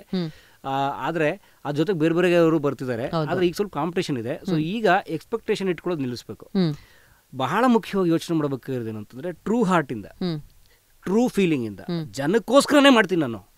ನನಗೋಸ್ಕರ ನನ್ನ ಹಣನೋ ಇದನ್ನ ಹಣ ಬರುತ್ತೆ ಅನ್ನೋದನ್ನು ಬಿಟ್ಟು ಜನಕ್ಕೋಸ್ಕರ ನಾನೊಂದು ಒಳ್ಳೆ ಕಂಟೆಂಟ್ ಮಾಡ್ತೀನಿ. ಕಂಟೆಂಟೇ ಕಿಂಗ್ ಮೇಡಮ್. ಕಂಟೆಂಟ್ ಮಾಡ್ತೀನಿ ಅಂತ ಹೇಳಿ ಶುರು ಮಾಡಿ ಹಗಲು ರಾತ್ರಿ ಶ್ರಮ ಹಾಕಿ ಒಳ್ಳೊಳ್ಳೆ ವಿಡಿಯೋ ಮಾಡಿದರೆ ಖಂಡಿತ ಅವ್ರ ಭವಿಷ್ಯ ಇದೆ. ಆದರೆ ರಾತ್ರೋರಾತ್ರಿ ಬರೋ ಭವಿಷ್ಯ ಅಲ್ಲ ಅದು. ಕಡಿಮೆ ಅಂದ್ರು 2 ವರ್ಷದ ಸಮಯದ ಡೆಡಿಕೇಶನ್, 2 ವರ್ಷ ಸಮಯ, 2 ವರ್ಷದ ನಿದ್ದೆ ಬಿಟ್ಟು ಕೆಲಸ ಮಾಡೋದಾದ್ರೆ ಆಗತ್ತೆ.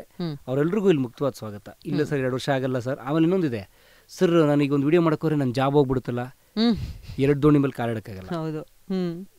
ಇಲ್ಲ ಅದನ್ನ ಮಾಡಿ, ಇಲ್ಲ ಇದನ್ನ ಮಾಡಿ. Simple logic madam. ನಾನು ಹೇಳೋದಷ್ಟೇ. ಸರ್ ನಾನು ಏರ್ ಫೋರ್ಸ್ ಪೈಲಟ್ ಆಗ್ಬೇಕು, ಇಲ್ಲಿ MBBS ಡಾಕ್ಟರ್ ಆಗ್ಬೇಕು, ಹೆಂಗಾಗುತ್ತೆ? ಹಾಗಾಗಿ ಆಮೇಲೆ ಇದು ಒಳ್ಳೆ ಪ್ರೊಫೆಷನ್.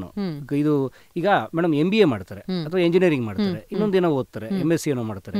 ಅದಕ್ಕೋಸ್ಕರ ಸಮಯ ಸ್ಪೆಂಡ್ ಮಾಡಿರ್ತಾರೆ. ಅದೆಷ್ಟೋ ವರ್ಷ ಓದ್ತಾರೆ, ಮಾಡ್ತಾರೆ, ಆಮೇಲೆ ಸ್ಯಾಲ್ರಿಗೆ ಹೋಗ್ತಾರೆ, ಆಮೇಲೆ ಸಣ್ಣ ಸಣ್ಣ ಹಂತದಿಂದ ಹೋಗ್ತಾರೆ. YouTube is also same. Pure science. ಅದಕ್ಕೆ ವಿಡಿಯೋ ಮಾಡೋದು ಕಲಿಬೇಕು, ಎಡಿಟಿಂಗ್ ಕಲಿಬೇಕು, ಅಪ್ಲೋಡ್ ಕಲಿಬೇಕು, ಕ್ಯಾಮ್ರಾ ವರ್ಕ್ ಕಲಿಬೇಕು, ಆಮೇಲೆ ಟ್ಯಾಗ್ ಬರೆಯೋದು ಕಲಿಬೇಕು, ಥಂಬ್ನೈಲ್ ಕಲಿಬೇಕು, ಆಮೇಲೆ ಮೇಯ್ನ್ ನೀವು ಹೇಳಿದ ಕಮ್ಯುನಿಕೇಶನ್ ಕಲಿಬೇಕು, ಮಾತಾಡೋ ಕಲೆ ಕಲಿಬೇಕು, ಜನರನ್ನ ಕಾಂಟ್ಯಾಕ್ಟ್ ಮಾಡೋ ಕಲೆ ಕಲಿಬೇಕು, ಇವೆಲ್ಲ ಮತ್ತೆ ನಿಮ್ಮ ತಂಡ ಹ್ಯಾಂಡಲ್ ಮಾಡೋ ಕಲೆ ಕಲಿಬೇಕು. ಇವೆಲ್ಲವನ್ನ ಕಲ್ತ್ಕೊಳ್ಬೇಕಲ್ಲ. ಒಂದು ಕೋರ್ಸ್ ಹಾಗೆ, ಒಂದು ಟೆಕ್ನಿಕಲ್ ಕೋರ್ಸ್ ಹಾಗೆ ಇರುತ್ತಲ್ವಾ ಇಂಜಿನಿಯರಿಂಗ್ ಅಲ್ಲಿ, ಡ್ರಾಯಿಂಗ್ ಕಲಿಬೇಕು, ಆರ್ಕಿಟೆಕ್ಚರ್ ಏನೋ ಕಲಿಬೇಕಲ್ಲ. ಹಾಗೆ ಇದೊಂದು ಕೋರ್ಸ್, ಇದು ಪಕ್ಕ ಕೋರ್ಸ್. ಮಾಡ್ತಾ ಮಾಡ್ತಾ ಮಾಡ್ತಾ ಕಲಿಯಕ್ಕೆ ಸಾಧ್ಯ ಇದೆ. ಅದಕ್ಕೆ ಸಮಯ ಬೇಕು. ಸಮಯ ಕೊಟ್ಟು ತಾಳ್ಮೆ ಇದ್ದು ದಿನನಿತ್ಯ ಶ್ರಮ ಪಟ್ರೆ ಯೂಟ್ಯೂಬ್ ಒಂದು ಬಂಗಾರದ ಗಣಿ. ಬಂಗಾರದ ಗಣಿ. ಮಿನಿಮಮ್ ಅವ್ರು ಹೇಳ್ದಂಗೆ ಅಟ್ಲೀಸ್ಟ್ 3 ಪಟ್ಟು ಏನೋ MBA ಮಾಡಿ ಸಂಬಳ ತಗೊಳ್ಳೋರ್ದು 3 ಪಟ್ಟು ಇವಾಗ ಬರುತ್ತೆ. 2014 ಬನ್ನಿ, 2023 ಕುತ್ಕೊಂಡು ಇಂಟರ್ವ್ಯೂ ಕೊಡಿ. Very nice. Thank you Param ಅವರೇ, ಇವತ್ತು ನಮ್ಮ ಸ್ಟುಡಿಯೋಗೆ ಬಂದು ನನ್ನ ಜೊತೆಲಿ ಮಾತಾಡಿದ್ದಕ್ಕೆ. ಆದ್ರೂ ನೀವು ಇನ್ನೂ ನನಗೊಂದು ನಂಬರ್ ಕೊಟ್ಟಿಲ್ಲ. ಹೇಳಿ ತಿಂಗಳಿಗೆ ಎಷ್ಟು ಸಂಪಾದನೆ ಆಗ್ಬೋದು? ನಾನು ಹೇಳಿದೆ ಮೇಡಮ್, ನಿಮ್ಮ ಮ್ಯಾಥ್ಸ್ ಸ್ವಲ್ಪ ವೀಕ್, ತುಂಬಾ ವೀಕು. ನಾನಂತೂ ತುಂಬಾನೇ ವೀಕು. ಸೊ ಹೇಳ್ಬಿಡಿ, ಬೇಗ ಹೇಳ್ಬಿಡಿ, ಎಷ್ಟು ಬರುತ್ತೆ ಅಪ್ರಾಕ್ಸಿಮೇಟ್ಲಿ? 2 ಲಕ್ಷ ದಾಟುತ್ತೆ. 2 ಲಕ್ಷದಿಂದ 3 ಲಕ್ಷದ ಒಳಗಡೆ ವೇರಿ ಆಗ್ತಿರುತ್ತೆ ಪ್ರತಿ ತಿಂಗಳು. ಸೊ ಅಷ್ಟು ನನಗೆ ಅರ್ನಿಂಗ್ಸ್ ಬರುತ್ತೆ ಮೇಡಮ್. ಫ್ಯಾಂಟಾಸ್ಟಿಕ್. ನೋಡಿದ್ರ ಖರ್ಚಿದೆ, ಅದೇ ನೆಟ್ ಪ್ರಾಫಿಟ್ ಜೇಬ್ ಹಾಕೊಂಡ್ರೆ. ಈಗ ಎಲ್ಲರೂ ಹೇಳ್ತಾರೆ ಅಂಬಾನಿ ಪೇಮೆಂಟ್ ಎಷ್ಟ್ರೆ, ಅವ್ನು ಖರ್ಚಿಲ್ವೇ ಅವನಿಗೆ? ನೆಕ್ಸ್ಟ್ ಕ್ವೆಶ್ಚನ್ ಅದನ್ನ ಕೇಳಬೇಕು ಅಂತ ಇದೆ. ಈ 2 ಲಕ್ಷ 3 ಲಕ್ಷದಲ್ಲಿ ನೀವು ಎಷ್ಟು ಖರ್ಚು? ಟೀಮ್ ಇಲ್ವೇ, ನಮ್ಮ ಕ್ಯಾಮ್ರಾ ಇಲ್ವೇ, ಎಡಿಟರ್ ಇಲ್ವೇ, ನಮ್ಮ ಆಫೀಸ್ ಮೇಂಟೆನೆನ್ಸ್ ಇಲ್ವೇ, ನನ್ನ ಟ್ರಾವೆಲ್ ಖರ್ಚಿಲ್ವೇ? ನಾನು ಒಂದ್ಸಲ ನಾರ್ತ್ ಕರ್ನಾಟಕ ಶೂಟ್ಗೆ ಅಂತ ಗಾಡಿ ಎತ್ಕೊಂಡು ಹೊರಟ್ರೆ 80,000 ರೂಪಾಯಿ, ನನಗೆ ಗೊತ್ತು 80,000 ರೂಪಾಯಿ ಹಾಕೊಂಡು ಹೋಗ್ಬೇಕು ನಾನು. ಖರ್ಚಿಲ್ವೇ? ಖರ್ಚಿದೆ. ಆದ್ರೆ ಏನ್ ಗೊತ್ತಾ, ಹಣಕ್ಕಿಂತ ನಿಮ್ಗೆ ದೊಡ್ಡ ಸಂತೋಷ ಕೊಡೋದು ಏನು ಗೊತ್ತಾ ಮೇಡಮ್? ನಾನು ಕನ್ನಡಕ್ಕೋಸ್ಕರ ಏನೋ ಮಾಡ್ತಿದ್ದೀನಿ ರೀ. ಪ್ರೀತಿ, ಜನರ ಪ್ರೀತಿ, ಅದಕ್ಕೆ ಅದನ್ನ ಹಣದ ಜೊತೆಯಲ್ಲಿ ತೋಲನ ಮಾಡಕ್ಕೆ ಆಗಲ್ಲ. Absolutely not. But thank you so much. ನೀವಿವತ್ತು ಇಲ್ಲಿ ನಮ್ಮ ಸ್ಟುಡಿಯೋಗೆ ಬಂದು ನನ್ನ ಜೊತೆಲಿ ಮಾತಾಡಿದ್ದಕ್ಕೆ. ಜನಕ್ಕೆ ನಿಜವಾಗ್ಲೂ ಒಬ್ಬ ಕಾಂಟೆಂಟ್ ಕ್ರಿಯೇಟರ್ ಎಷ್ಟು ಶ್ರಮ ಪಡ್ತಾನೆ, ಈ ಲೆವೆಲ್ಗೆ ಬಂದು ರೀಚ್ ಆಗಬೇಕು ಅಂದರೆ ಎಷ್ಟು ವರ್ಷದ ಹಾರ್ಡ್ ವರ್ಕ್ ಅನ್ನೋದಿದೆ ಅಂತ ತೋರಿಸಿದ್ದಕ್ಕೆ, ಕೇಳಿಸಿದ್ದಕ್ಕೆ, ನಿಮ್ಮ ಜರ್ನಿನ ಶೇರ್ ಮಾಡಿದ್ದಕ್ಕೆ ಥ್ಯಾಂಕ್ ಯು ಸೋ ಮಚ್. ಭಾಳ ಧನ್ಯವಾದ ಹೇಳ್ಬೇಕು ನಾನು. ಯಾಕಂದರೆ ರೇಡಿಯೋ ಸಿಟಿ ಬಗ್ಗೆ ನನಗೆ ತುಂಬ ಪ್ರೀತಿ, ಗೌರವ. ಯಾಕಂದರೆ ನನ್ನ ಕಾಲೇಜ್ ಡೇಸ್ಗಳ ಸಂಗಾತಿ ಇದು. ಸೊ ಶುಭವಾಗಲಿ. ಒಳ್ಳೊಳ್ಳೆ ನಿರೂಪಕರಿದ್ದೀರಿ, RJಗಳಿದ್ದೀರಿ, ನಿಮ್ಗೆಲ್ರಿಗೂ ಒಳ್ಳೇದಾಗಲಿ. ಸೊ ರೇಡಿಯೋ ಅಂತ ಅನ್ನೋದು ಒಂದು ರೀತಿ ನಮ್ಮ ಕಲ್ಚರ್ ಕೂಡ. ಯಾಕಂದರೆ ನಾವು ರೇಡಿಯೋ ಕೇಳ್ಕೊಂಡು ಬೆಳೆದವರು. ನನ್ನ ತಂದೆ ನಮ್ಮ ಮನೇಲಿ ನನಗೆ ನೆನಪಿದೆ, ಒಂದು ಈಗಲೂ ರೇಡಿಯೋ ಇಟ್ಟಿದ್ದೀನಿ, ಬಟ್ ವರ್ಕ್ ಮಾಡ್ತಿಲ್ಲ. ಆ ರೇಡಿಯೋ ಹಾಕಿ ಅವರು ಬರೀ 9 to 10 ಮಾತ್ರ ಹಾಡು ಬರೋವು. ಅವು ಅಲ್ಲಿಂದ ಕೇಳಿದ್ದೀನಿ ನಾನು. ಈಗ ರೇಡಿಯೋ ಸಿಟಿ ಬೇರೆ ಥರದ ಫಾರ್ಮ್ಯಾಟು ಚೆನ್ನಾಗಿದೆ, ಒಳ್ಳೇದಾಗಲಿ. ಸೊ ಇದು ಕೂಡ ಒಂದು ಕಲೆ. ಸೊ ನೀವು ಕೂಡ ಕಲಾವಿದರು. ಥ್ಯಾಂಕ್ ಯು ಪಲ್ಲವಿ ಅವರೇ, ಒಳ್ಳೇದಾಗಲಿ. ಎಲ್ಲರಿಗೂ ಶುಭವಾಗಲಿ. ಭಾಳ ಧನ್ಯವಾದ ರೇಡಿಯೋ ಸಿಟಿ ತಂಡಕ್ಕೆ. Thank you so much. Thank you so much Param. ಇಂತಹ ಹೆಚ್ಚಿನ ಕಾಂಟೆಂಟ್ಗಳಿಗೆ ಸಬ್ಸ್ಕ್ರೈಬ್ ಆಗಿ radio city Kannada YouTube channel. ಏನ್ ಯೋಚನೆ ಮಾಡ್ತಿದ್ದೀರಾ? ಬೇಗ ಬೇಗ ಬೆಲ್ ಐಕನ್ ಕ್ಲಿಕ್ ಮಾಡಿ.